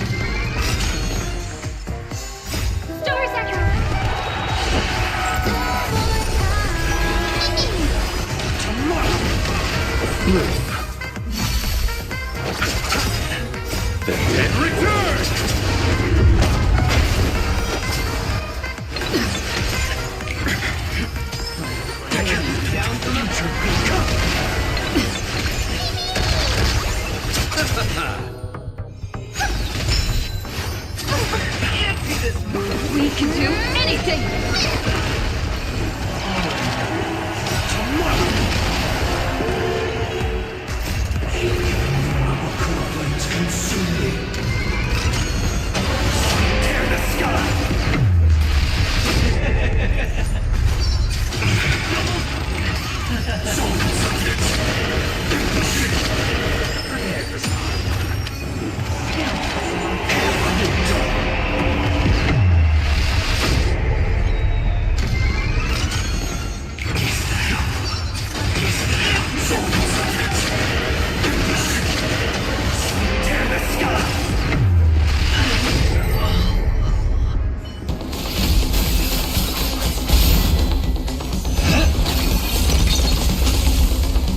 Are you seeing the enemy's position now, Archer? Now it's time to put an end to this!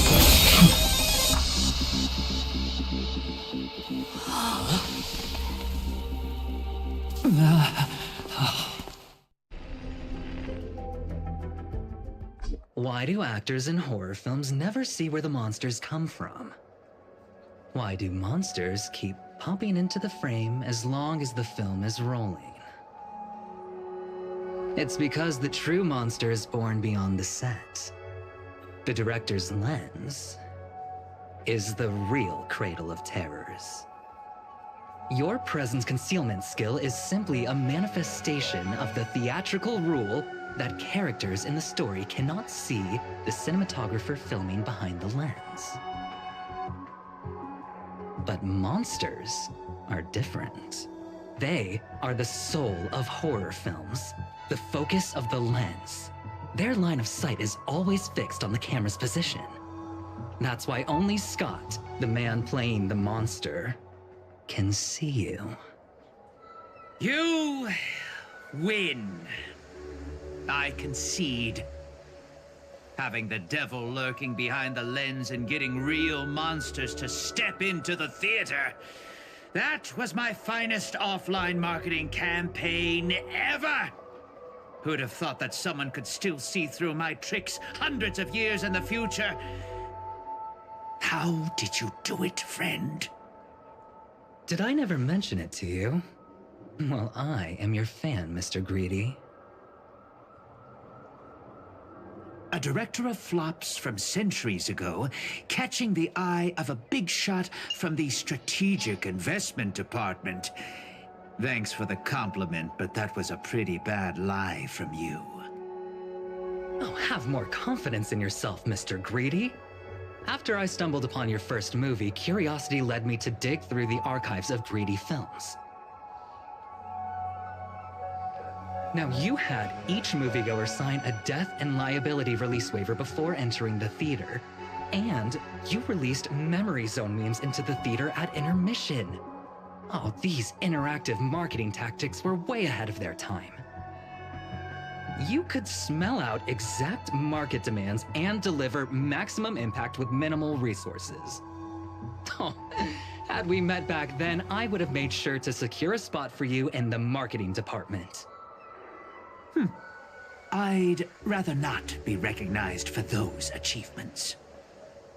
You could have been rolling in riches. But you poured everything into filmmaking to create something you loved. You're a director worthy of respect for that alone. But what you've done is unforgivable. The watchmaker said almost the same thing to me back then. But like I said, I concede. I have no talent and can't create true art. I've come to terms with that after dying. Then could you tell us old Odie's plan? If he truly wanted to achieve his wish, he could have easily hired a few masters to stage out a variety show with a rigged outcome. But he deliberately gathered a group of uncontrollable individuals to participate in a Holy Grail war that might never even happen. Mr. Odie gave me a backup plan before I came here. When I lose, I'm to humbly admit defeat and invite everyone to the Grand Theater. Mr. Odie and the Holy Grail will be waiting for you there. You'll hear all the answers from him. And you, my fan, this little behind the scenes is just for you. I believe the reason Mr. Odie reached out to you all is simple. You'll bring in higher ratings for this show.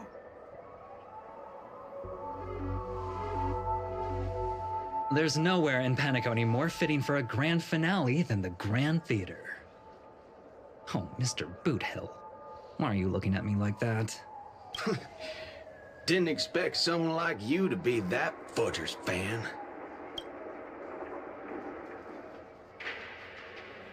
Instead of calling me Master, a word that brings back dead class structures, I prefer you address me as Mr. Aventurine. See, Red Guy? Those business crooks are all the same. They take everything you throw at them, and insulting them's like punching a cotton fluff ball. Ain't no fun at all.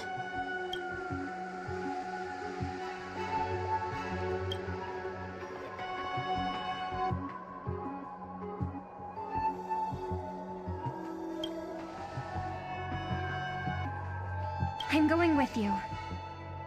It doesn't matter whether Miss Node is now friend or foe. I will bring her back.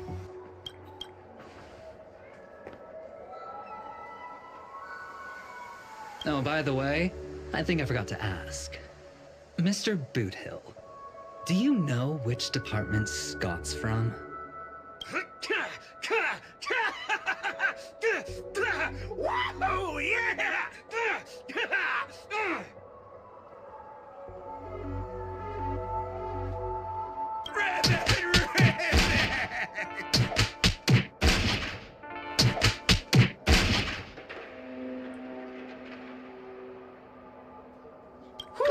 Now, that's more like it.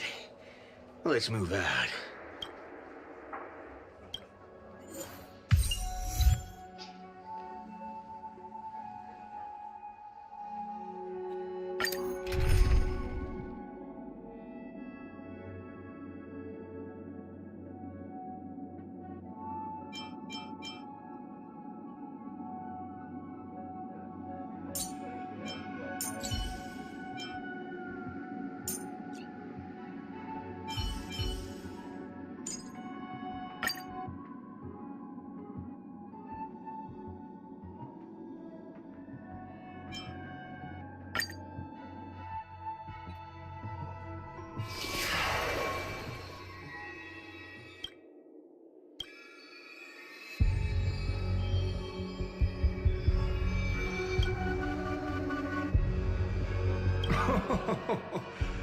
The sharp instincts of a businessman are enough for me to know where and when to make my moves.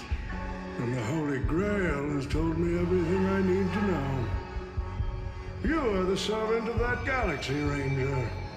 I didn't think your nose would be even sharper than the Bloodhound family's minions. Is it really wise for you to charge in here on your own instead of loyally staying at your master's side? That cowboy is in quite a pinch right now and would appreciate a speedy rescue.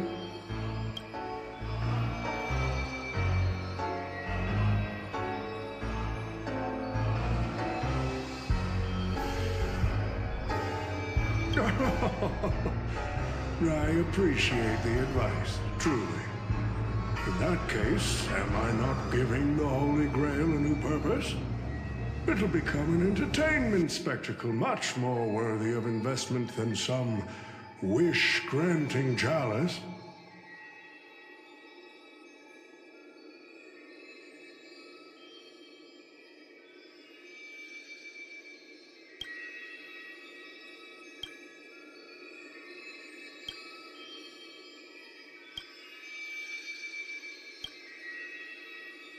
Quite the impressive insight, servant from another world.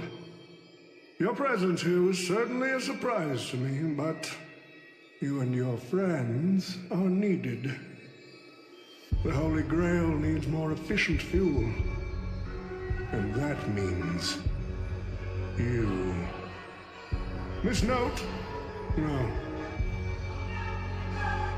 It's time for you to show Penacony your true charm.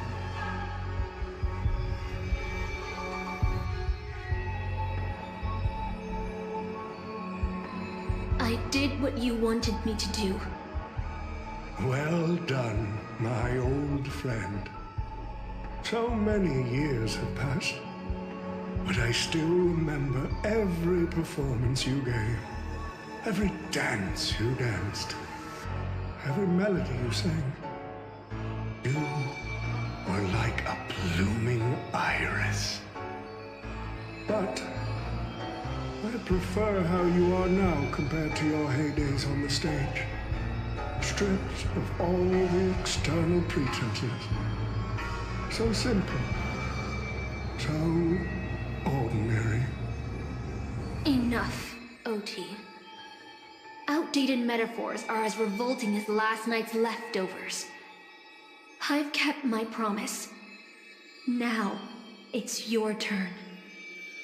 There's no rush, my old friend. Everything you desire can be obtained without magecraft or miracles. Money is all it takes. The so-called Holy Grail is nothing more than a vessel crafted from gold. And the real stars of this show are about to make their entrance. Your job is to hold them off until the last step of the ritual is complete. Once that is done, I will honor my end of the deal. OT. Looks like your business acumen has rotted along with this world. I could barely restrain that one servant. And now you expect me to take them all on? Don't be so modest. Unlike Greedy, you are a true artist. You have the talent to bring thousands of characters to life all on your own. You are the perfect counter to these heroes. I will give you the power the Holy Grail has accumulated so that you can crush them all. Then this grand spectacle will come to a glorious finale.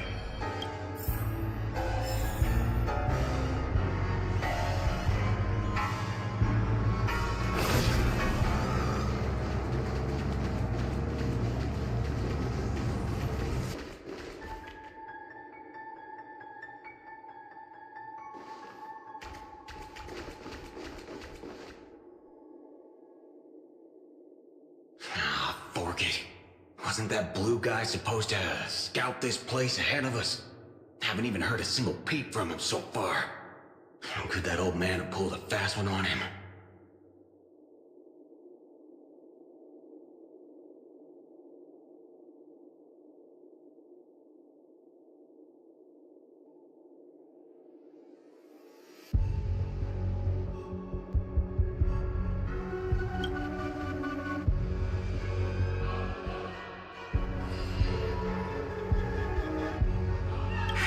His note! I'm glad you're okay. Wait. Something's off. Miss Note. I trust that you've seen Lancer here, haven't you? Yes. He came to the Grand Theater with his spear raised and ready, eager to impale old Odie on the curtain. I couldn't agree more with his approach. But I still have dreams left unfulfilled in this miraculous second life. So, I asked him to take a break. And I must insist that every one of you take a break as well. Until Mr. Odie finishes the ritual. Fear not. There will be no pain. Please, leave your passion and ambitions on the stage. Like how actors shed their fatigue and makeup behind the curtains. And rest. Let the curtain fall! Canon Can presents!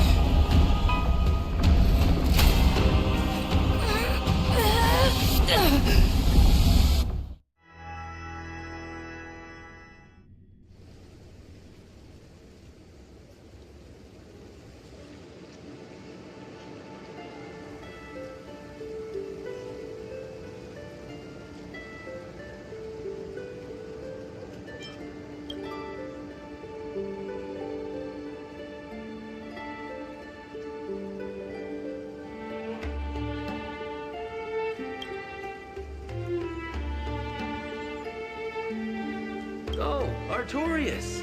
Here to draw the sword, aren't you? I knew it!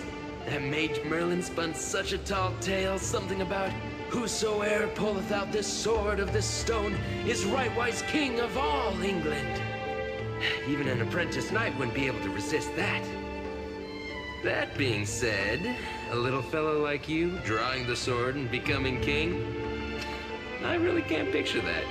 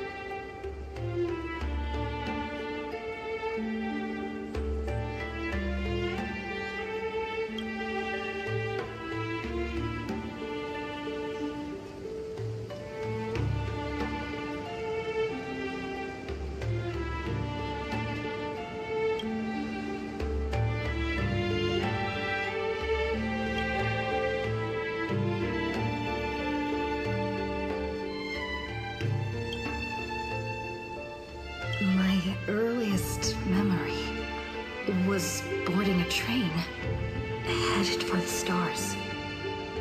And meeting many kindred spirits as friends. Though I have no past, I have a future.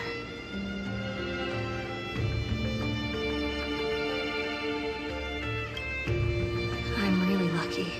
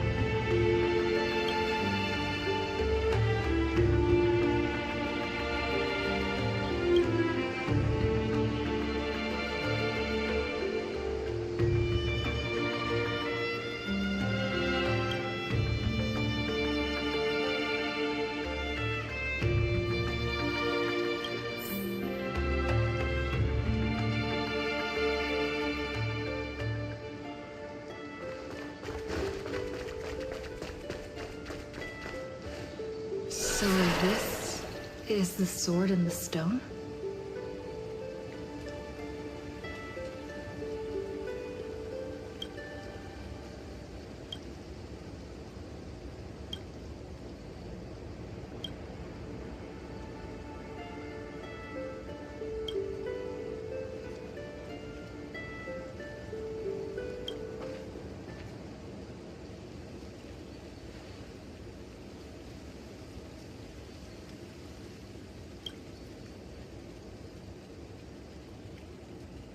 She was nothing more than an ordinary girl. Playing the part of a king was already painful enough. Why should we force her to continue in the delusion known as heroic spirits? Better to cast aside her sword, abandon her glory, and become a nameless nobody who watches the world's grand show on the sidelines. I'll help all of you to remove the hero's garish makeup, bit by bit, until I've wiped away even the choice you've made to become a hero. Until I've wiped away all the pain you've endured on this thorny road.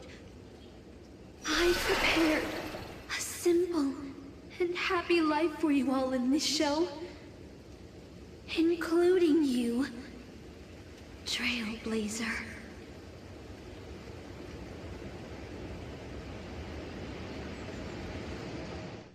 So, newcomer, are you staying? Someone like you has probably already burned through all your luck just trying to get into the Herta space station, but I'll go through the motions and confirm it anyway. Just so you know, working at the Department of Cosmic Geography isn't as easy as you think.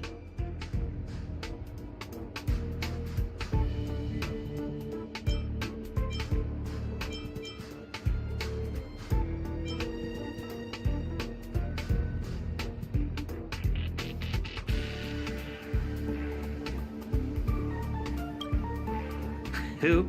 Madam Herta? Well, this is her space station. Look, I've thought I was pretty impressive too when I first arrived. But you'll be beaten into shape in no time. You're just a regular researcher on this station. No one's gonna even bat an eye at your so-called talents and smarts.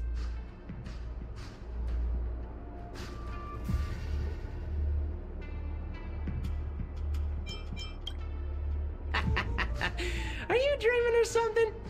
Maybe you should take a sick day and get a checkup at the medical department. I'm a bit of a fan of the Astral Express, and I know that every nameless who boards it has been through some incredible adventures. So, tell me, what great deeds have you done?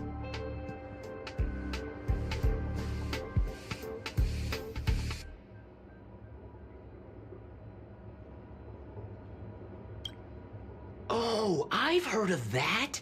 Apparently, a valuable relic was stolen from the space station. It was swallowed by a mysterious intruder, which then led to an attack from the Antimatter Legion.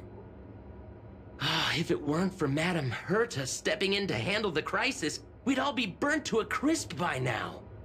Any idea who that mysterious intruder was? Yep, you guessed it. It was you, lass. The only reason you got a job here is that lead researcher Asta took pity on you.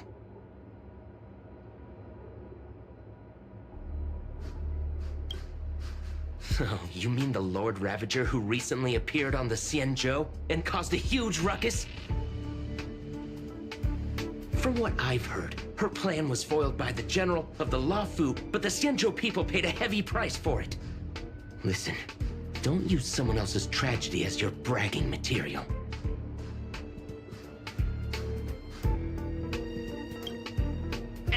Let me guess. Next, you'll say you were invited to the Charmony Festival and became the festive superstar.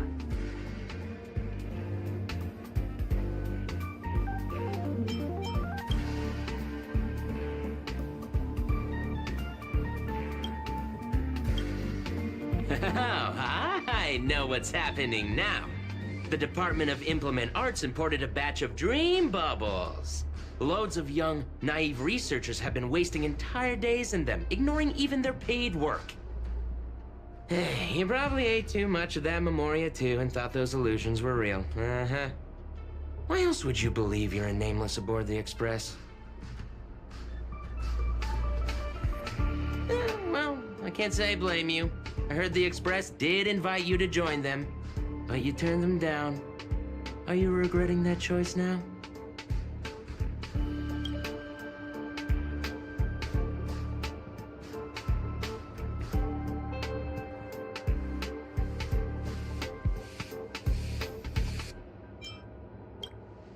I don't know.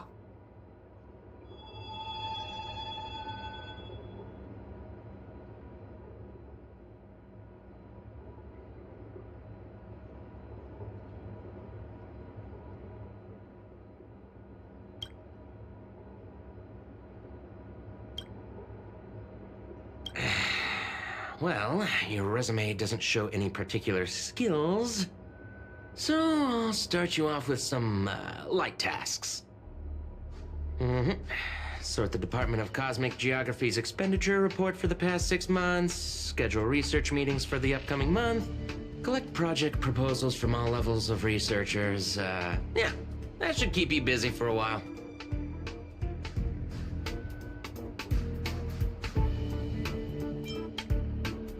Don't be so surprised. Our department is at the bottom of the food chain on the station. This work happens all the time. I'm off. Be sure to do your job well. Yeah. Sometimes I regret picking the Geography of the Universe course when I was 14 and walking away from quantum history. I felt math was just too tough for me back then. But now I ask myself, would I still be stuck in this dead-end job if I made a different choice? No, come on. Don't worry about the what-ifs. Why waste time regretting a choice you've already made? Look at me. Things aren't so bad here, are they?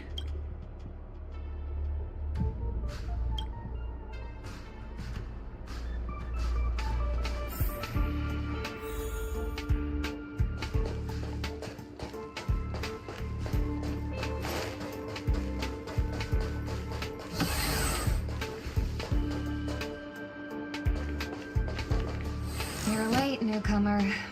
A few more system days of delay, and we'll miss the reimbursement deadline. I'll cut you some slack, given that you're new. Now get to work. What a messy desk. Am I supposed to organize all this stuff? Where do I even start?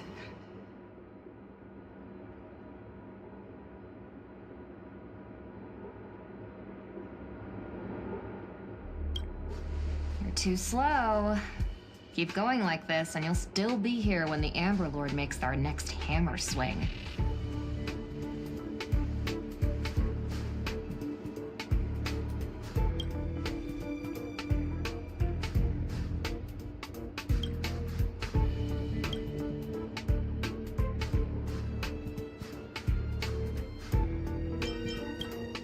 What are you standing around for? You think space bionic snails are going to do the work for you?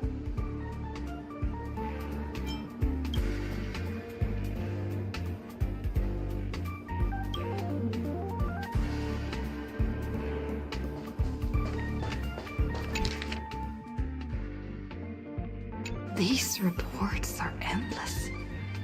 And the stuff written in there is really weird.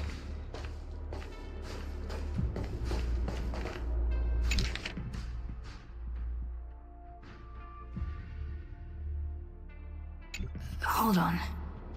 I think I've seen that person over there before.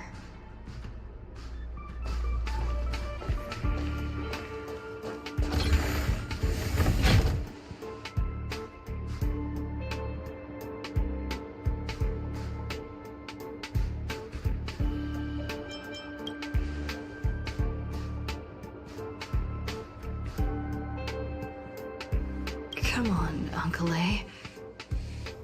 Don't you ever feel like you don't belong here?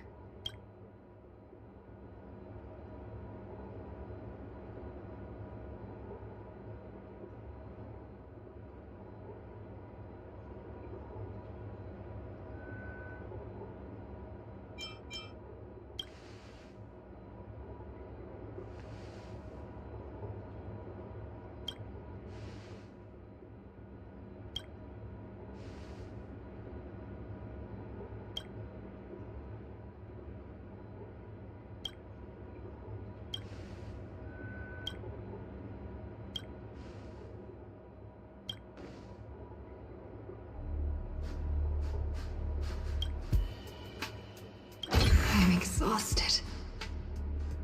I feel like I can't even think anymore. Deep down, I still feel like I don't belong here.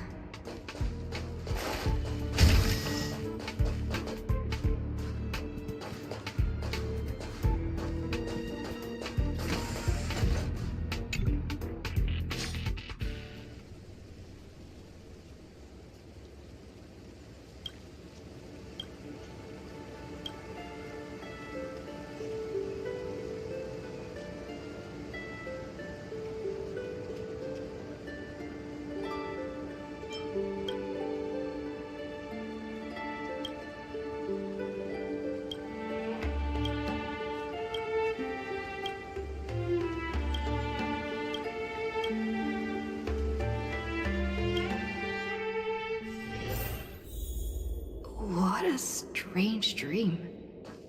I should get to work. Scheduling Department of Cosmic Geography meetings for the next month. This should be easier than yesterday, right?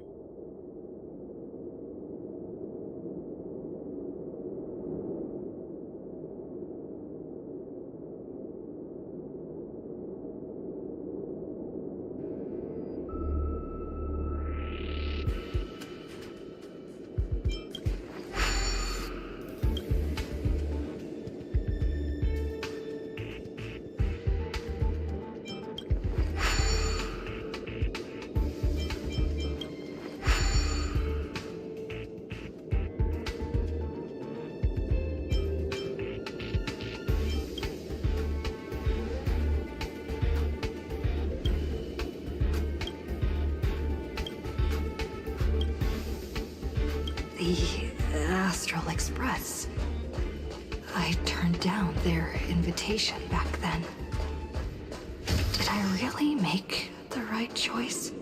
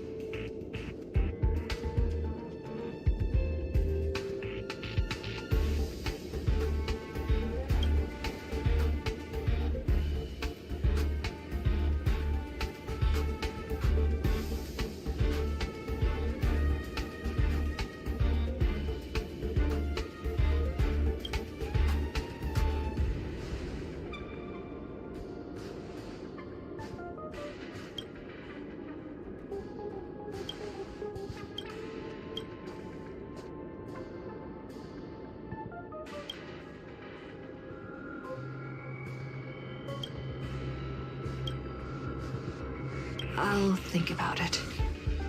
I'll make sure to give you my answer before the express leaves.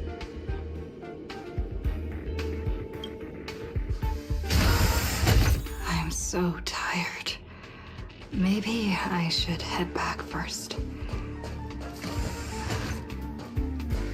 The Astral Express.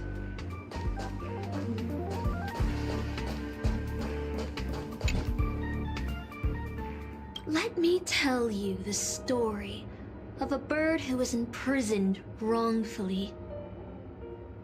She was once a singer, thrown into a dark cell for composing songs that the powerful didn't like.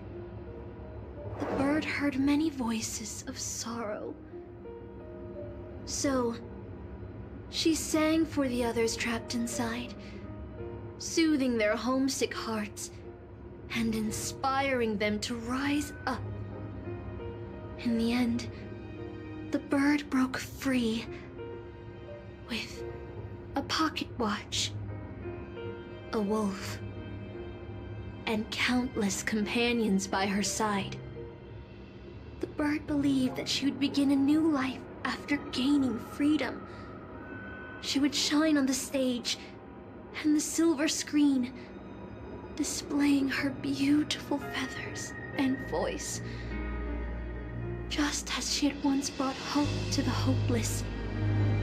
But she was wrong. Penacony soon became unrecognizable.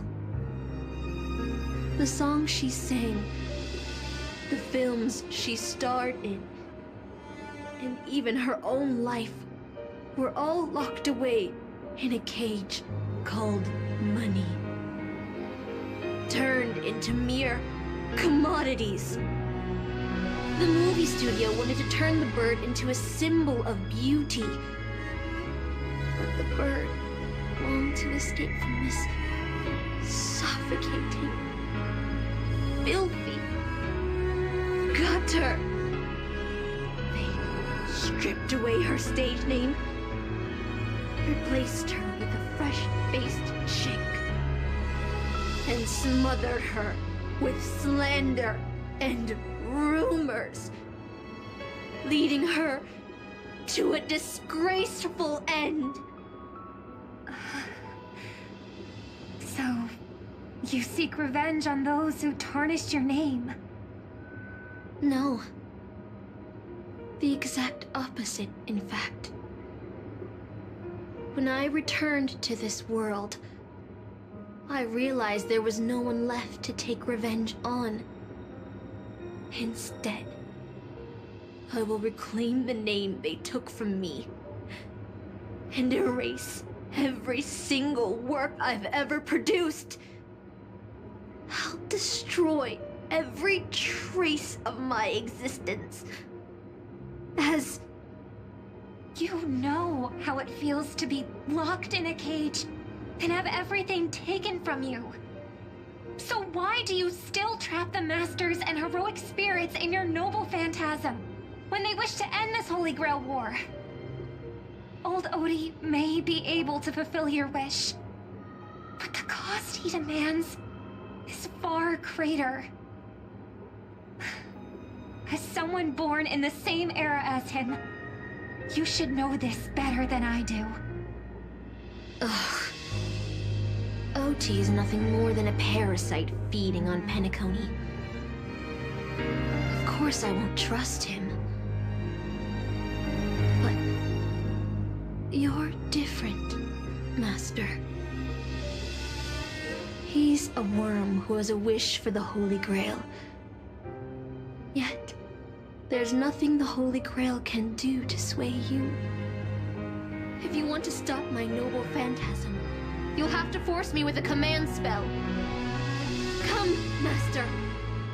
Take away my free will, just like how they took away my name and career with their contracts and laws. You know I won't do that, Miss Note. Let's make a wager. I've never once gambled in my life. I bet that those masters and servants will not yield to your noble phantasm, even though you've stripped their identity as heroes. I trust them. I will wait and see.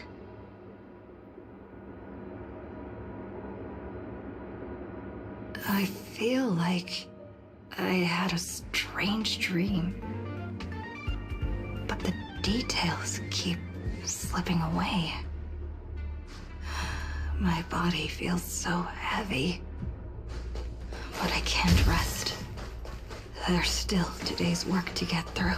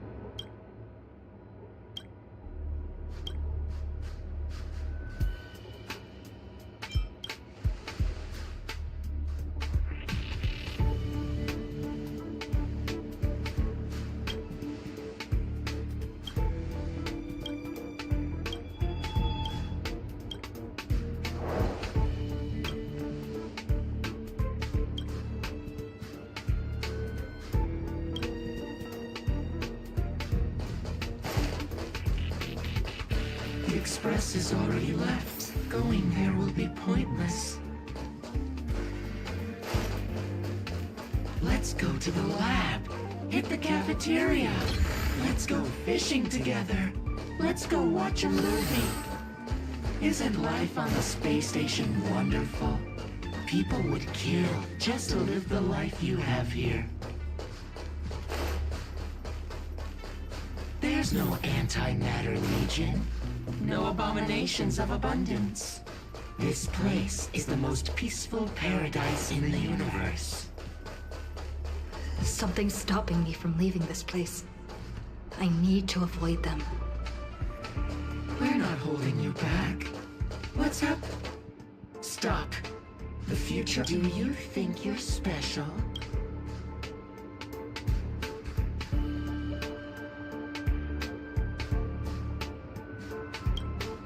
So you'll finally admit that I'm a nameless?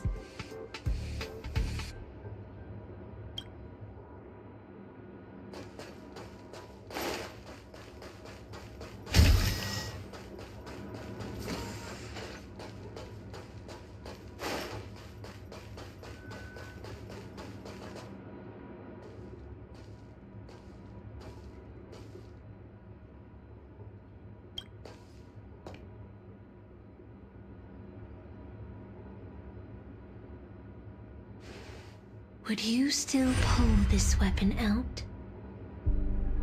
Even if it'll bring about a tragic end?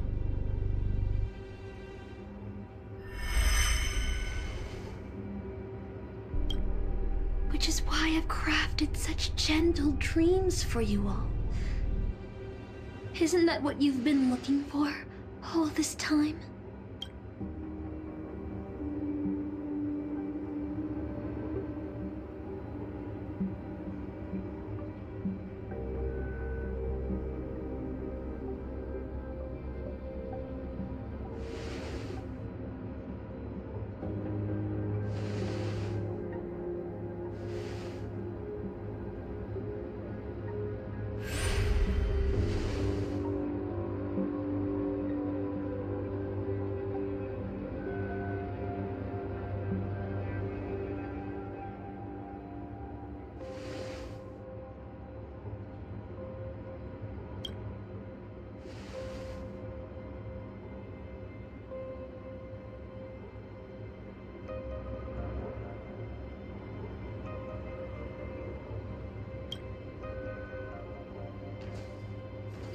Regret this!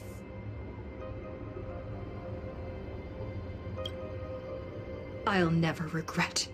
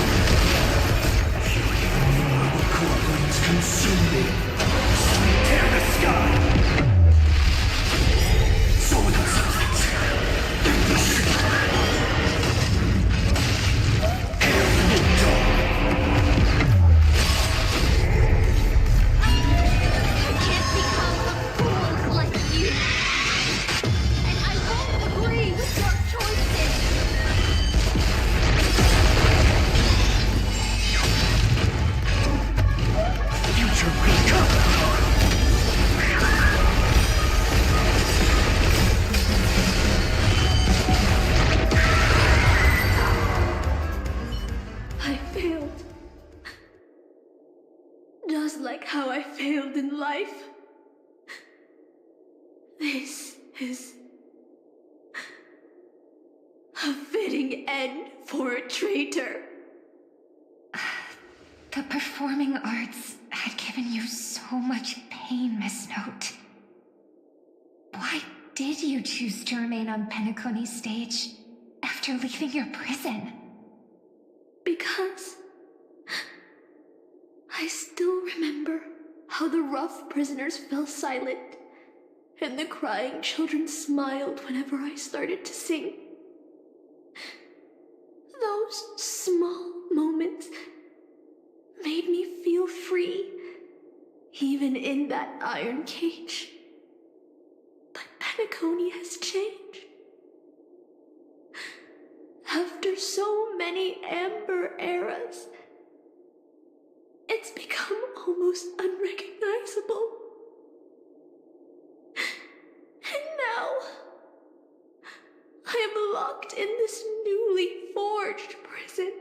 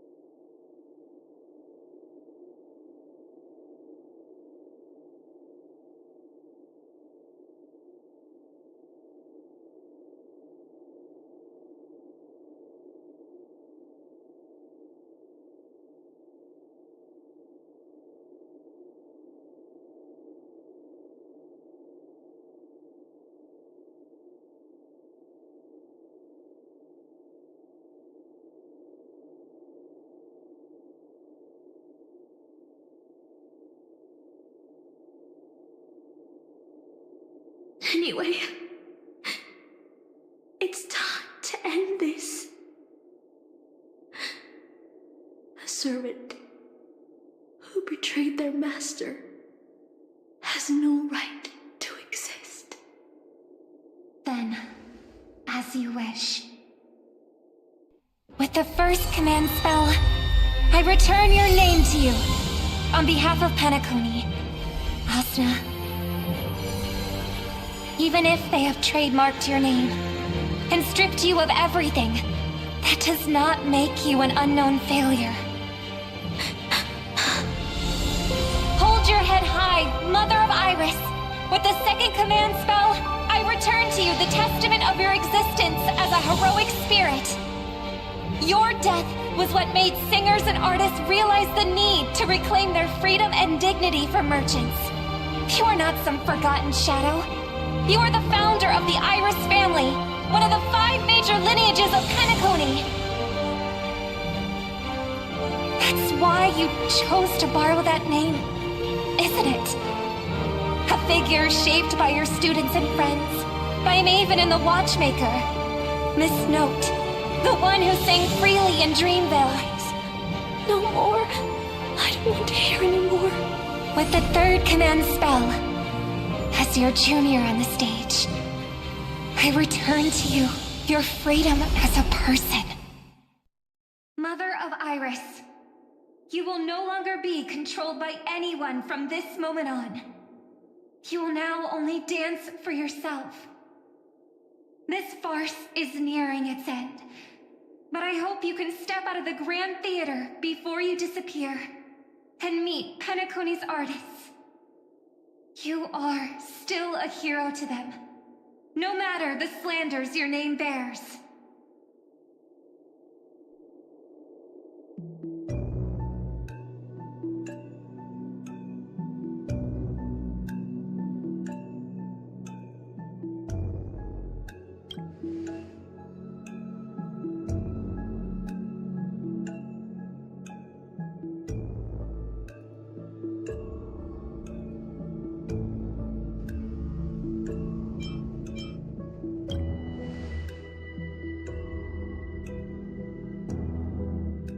Boothill and the others got out too. Should I go check on them?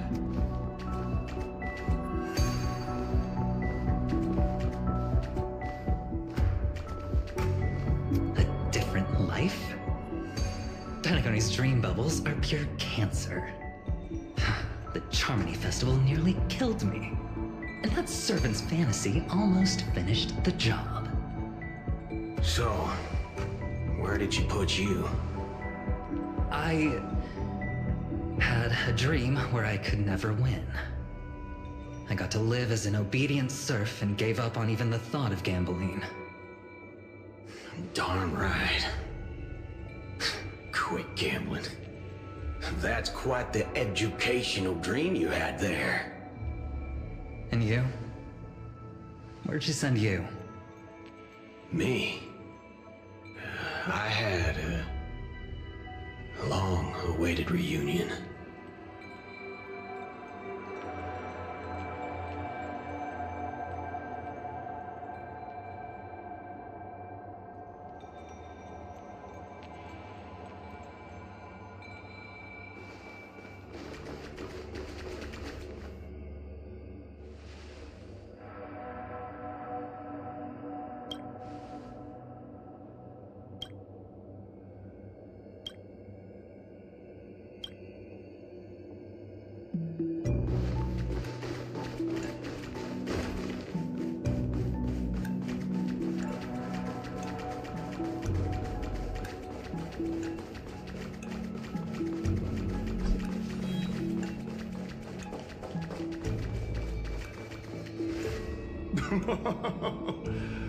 Looks like Lady Asna has failed. What a shame. She was just one step away from tearing the flame of dreams off the servants and tossing them into the Holy Grail as fuel. That's the business world for you. No matter how capable your collaborator is, you gotta handle the most critical parts yourself.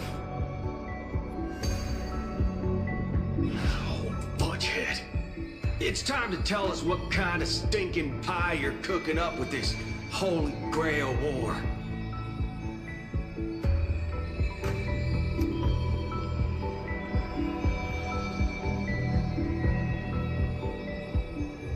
Oh, I've lived for 10 Ember Eras already.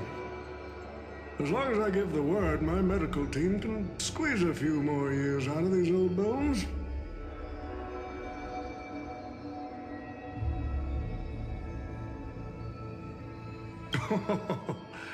What a great misunderstanding. There are no enemies that can't be made into friends in the world of business. Huh, good point. But I'm still very curious about your little scheme.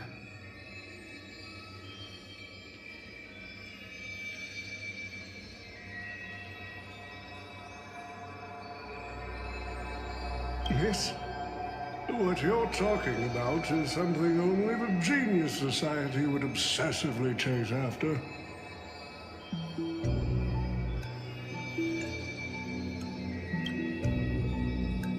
I've been very clear about this from the start. The Charmony Festival met a hasty rap. And Penacony needs a fresh economic boost. We need to create a business venture that will grab everyone's attention. A holy grail that grants wishes is just the golden goose we need. If this ritual works, then Penacony will own a glorious show to keep the money rolling in for 10 more Ember Eras. A carnival that even the Charmony Festival can't compete with. Even if I do have some personal objectives in this first ever Penacony Holy Grail War, that's none of your concern.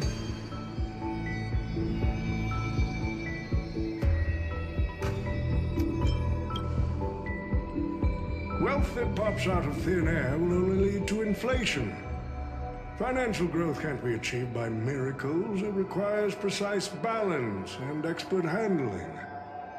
I like money, but I don't like to play a numbers game. What I like is watching people swarm into Penacony, spending their entire fortunes just to buy a chance to enter the Holy Grail War. I like having alfalfa credits pour out of the Gilded Hour, entering the Cosmic Exchange. I like seeing my business rivals being crushed and manipulated, and then lose everything in the end. I like to acquire companies that I've never heard of, fusing them into my empire with a mere wave of my pen. The Golden Hour will set the prices for goods based on my desires, and the Blue Hour will craft Penaconian fashion based on my whims. Do you honestly believe Penacony was built on empty ideas like dreams and wishes? No. What truly underpins and supports this city is what you deem crude. It's the unending flow of money. On this rock called money, we have built the planet of festivities.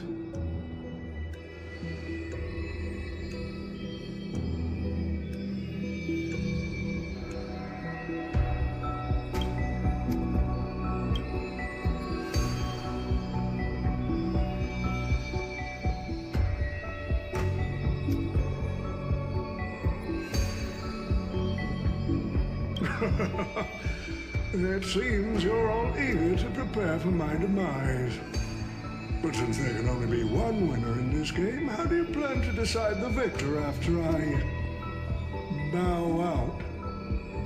Why don't we discuss a collaboration instead? Whoever can eliminate the others shall have the chance to make their wish to the Holy Grail. I will give you that right. We can even formalize it with a contract, using precise logical language to word our wishes, ensuring the Holy Grail fulfills everyone's desires. After all, isn't this the very moment you've all been fighting for? Masters and servants?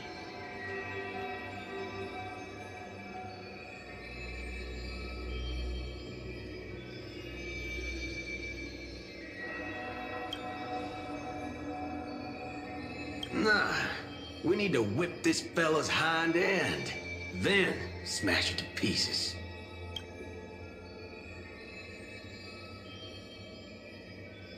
Well, I've already been the scapegoat once today, so I'll pass this opportunity to Mr. Odie.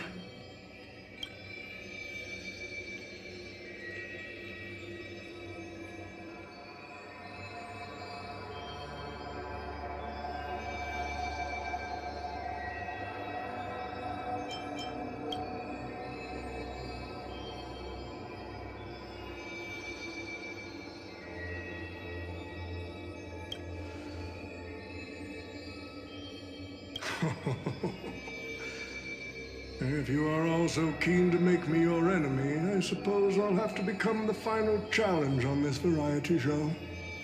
The rules said a master is supposed to summon a historical figure as their servant to enter the Holy Grail War, but who should I summon? This question has haunted me for quite some time. Should I get the washed-up director I sponsored? Or the legendary star whose name I purchased? No, they are not worthy of being my servant. That's when a thought crossed my mind. Why not summon myself? The person who's still standing strong after 10 amber eras of business intrigue? Isn't this living legend staring back at me in the mirror? I used myself as the catalyst. I wanted to see how the business magnate Oti reflected in the history of Penacony would respond to my call as a servant. I wanted to see how people truly view me in history.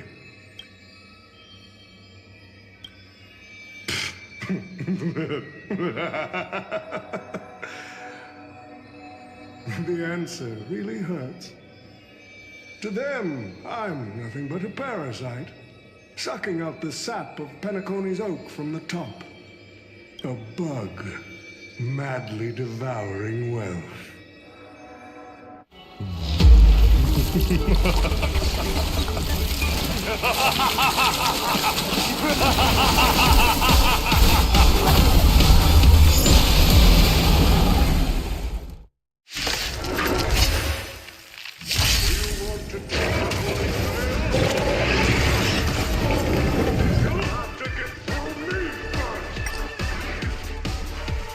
So the person we've been talking to was old Odie all along?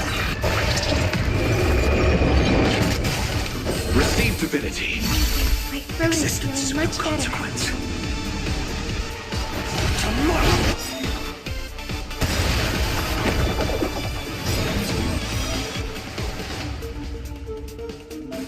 I order Saber. Destroy all that is evil!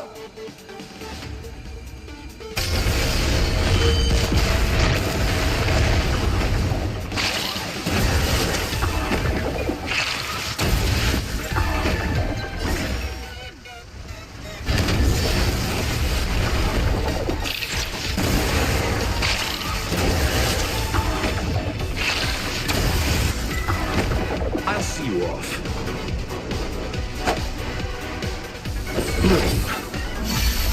Repent.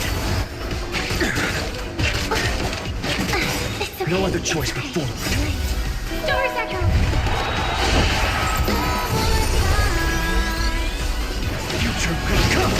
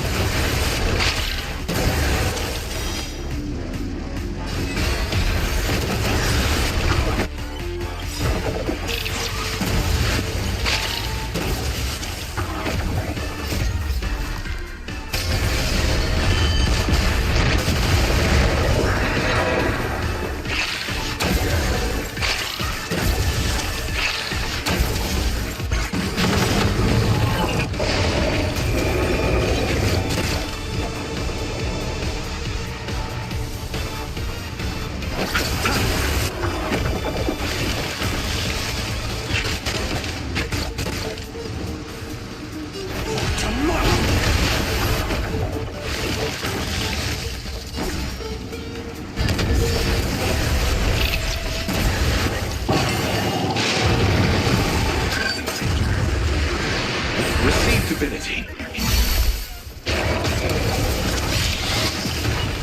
see you off.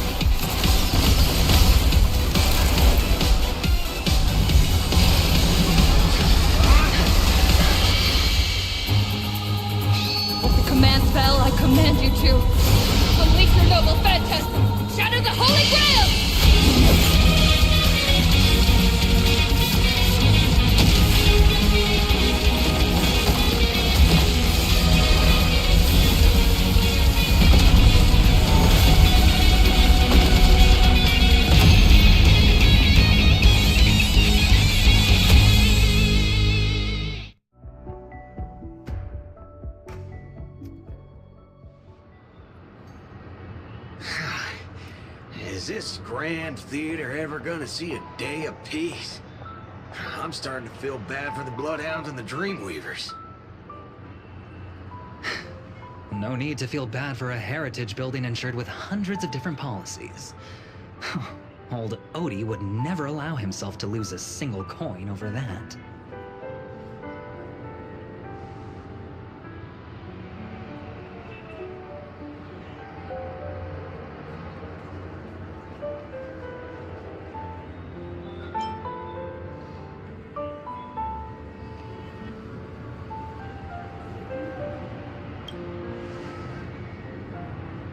Unfortunately, no master was harmed in the making of this show. Even if we tried to hold him accountable, he'd probably just brush it off with his usual tricks. The best legal team money can buy, and sky-high compensation. And I fear the Holy Grail War has already given him returns far beyond what he's put into it. The silver lining is that this little spectacle will serve as the perfect excuse during negotiations for Madame Jade to pry open an even bigger opportunity in Penacony.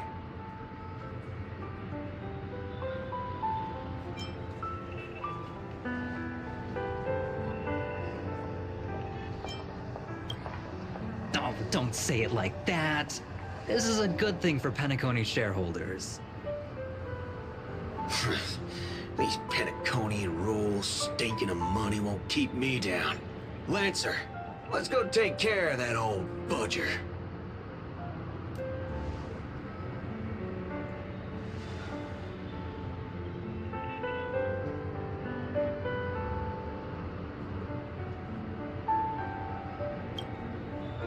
Such a shame, brother.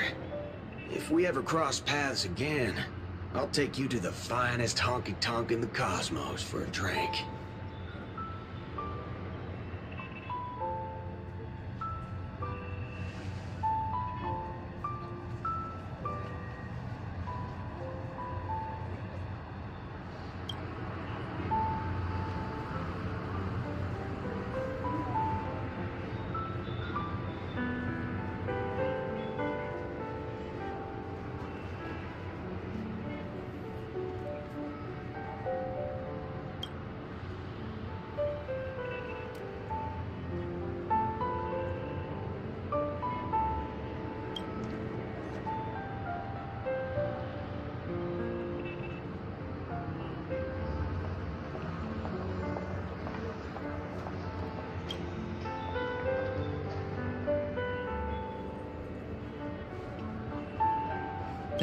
Let's skip the last-minute psychoanalysis, all right?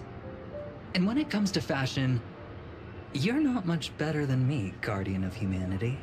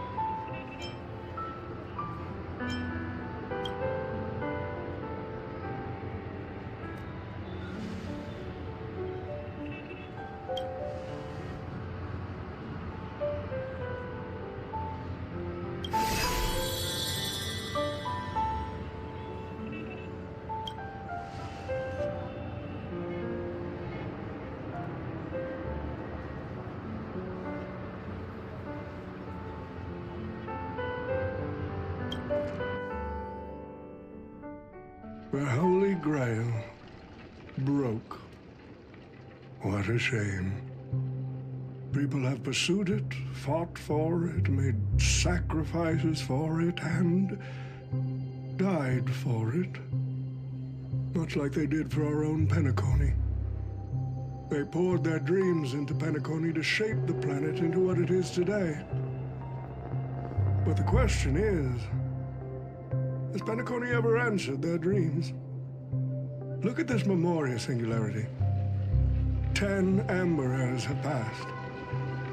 And out of those who once came here to build Penacony from the ground up, only one despicable old man is left. His friends, his enemies, they're all gone. I must confess to both of you, my wish has been granted. No matter how you see me, no matter how deeply we hated each other in the past, the Holy Grail has recognized your achievements and brought you forth as heroic spirits. Don't you think this is a rather unique reunion of old friends? It's unfortunate that Mikhail, that old rascal, couldn't be here to join us. Mr. Odie, your wish truly moves me. If I didn't know you better, I'd almost be swayed by your sweet words. A reunion of old friends. No, it's just another part of your business deal. Greedy? Or perhaps I should now address you as Mr. Recker. Is the editing of the footage complete? That is such an important task, after all. I've cut out everything related to the participants' privacy and kept only the most thrilling parts of the Holy Grail War. It may not be an artistic masterpiece, but it should meet your commercial expectations. That'd be enough for me. You artists always aim to carve your names into art's annals no matter the cost. Too bad those who actually succeed are as rare as the winners of the Holy Grail War. I'm not like that. What else can truly measure the effort you've put in apart from cold, hard cash? The memories of former heroic spirits are also worthy compensation. Memories of a flop director like Greedy? Do enlighten me. What worth do those hold? His memories are indeed positively worthless as a filmmaker, but when it comes to him as a person, those memories are treasures beyond compare. He has had his struggles, disappointments, and defiance, only to be reduced to another nameless nobody. That man is a symbol of the Penacony of his times, a most ridiculous clown and a most genuine hero. How could I ever miss out on a memory with as many facets as a veritable diamond? But now, I'm more curious about you, sir. You've spent so much money, only to create such an unsightly mess. Aren't you worried you'll end up in disgrace like Grady? A merchant at my age who still cares about dignity would be an absolute failure. Oh, in that case, my business here is settled. I'll take my leave. All right. It's your turn, Miss Hosner. I'll sign the declaration to renounce the trademark on your name and all rights to your creative works. Are you happy with that? Happy? Never. But if you don't carry it through, I'll squeeze your puny neck with every ounce of my strength until I disappear! I'll watch you take your last breath, even if I know it won't actually kill you. Goodbye, Penacony's most successful merchant. There's something I've always wanted to say to you. I wish you were already dead.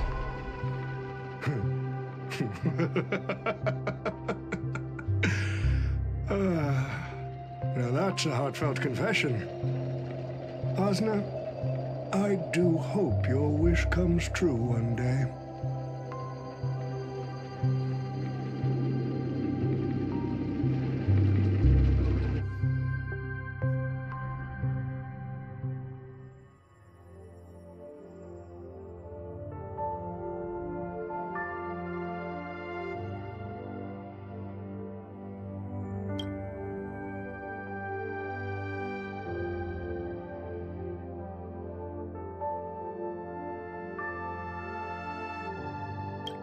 March 7th is always bringing back bizarre and curious things. One time, she even brought back something called a raiding pistol, and it only gave Pom-Pom a single point. Also, watch out for Himiko's coffee. It's the most terrifying beverage Pom-Pom's ever encountered. But please don't ever tell her that to her face. Is it worse than the tea from Granholm's hometown? 100 times worse.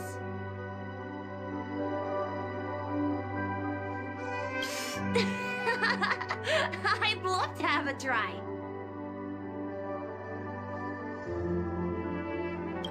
And that person is always dragging March 7th into trouble.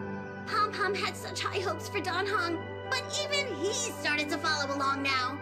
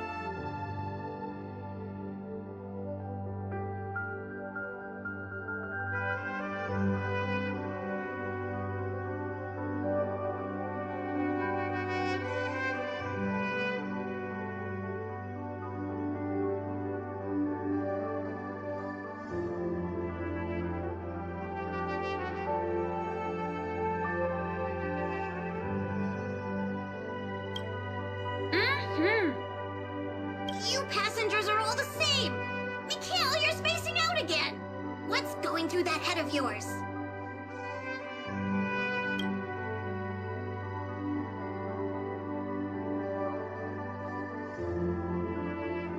Conductor, looks like it's time to say our goodbyes again.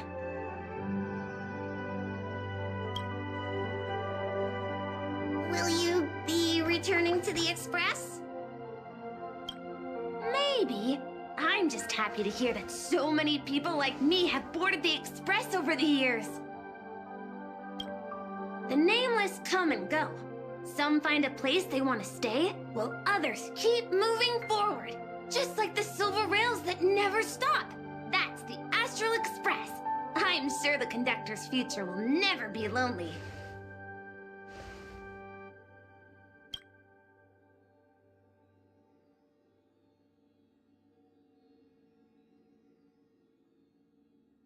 The Holy Grail War is coming to an end, and wandering souls must return to their rest.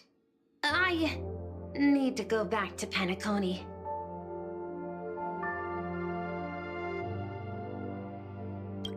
Mikhail, remember, whether you leave or stay, the Astral Express will always be the home of the Nameless. Pom-Pom will always be here, waiting for your return. It's a deal then, Conductor. The next time the Express stops at Penacony, please sound the horn for me, Rosalina, and Tiernan. If we can hear it, then we'll definitely come visit you.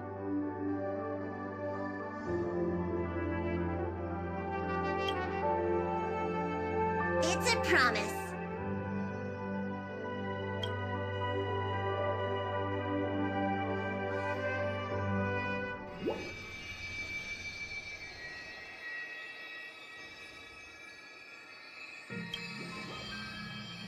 You see, wishes lose their power once spoken aloud.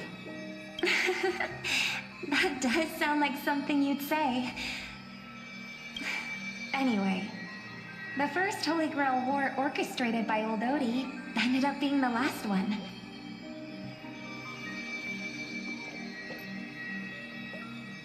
But the Dream Bubble movie, co-produced by Mr. Rekka and Dr. Edward, became a huge hit. Not only did it fill up movie theaters in Epsilon, it even created a new dream-chasing trend throughout the stars. Mr. Odie and the IPC's Penacony branch made quite the fortune from it.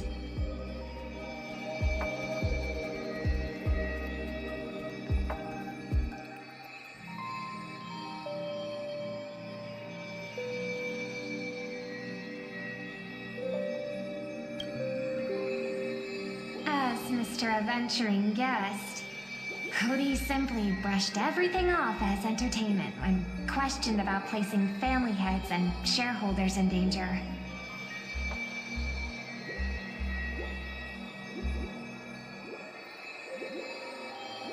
While compensation and lawsuits are inevitable, I suspect he already knew exactly what was coming, even before the Holy Grail was activated. Now, Old Odie did say he planned to give you some money, but even he thought that was too crude.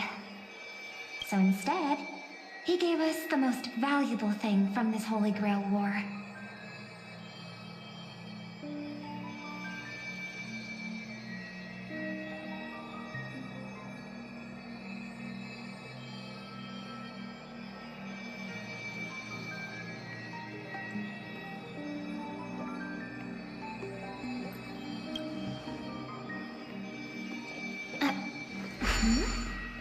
There's something inside the Holy Grail.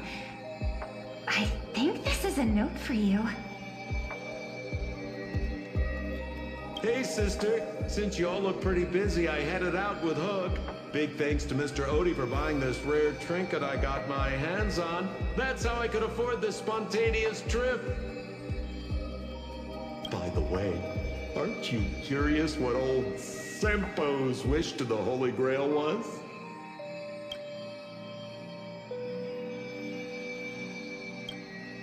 Well, I'm thinking you probably say, no. Aw, come on, sis. You might not be curious, but the audience is still on the edge of their seats. folks, the show's over. But if there's anything still out there that can hear and fulfill my wish, I wish for everyone in the world to be happy, joyful, free, and have their every desire fulfilled.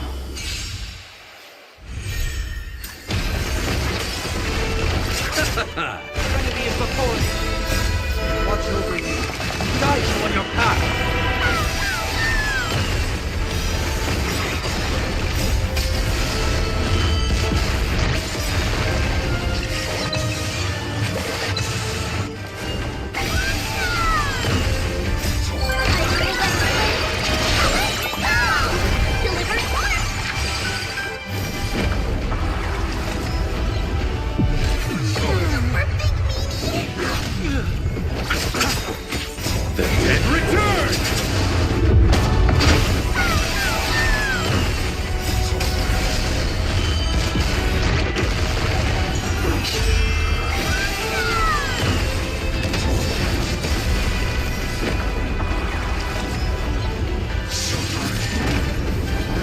Now farewell.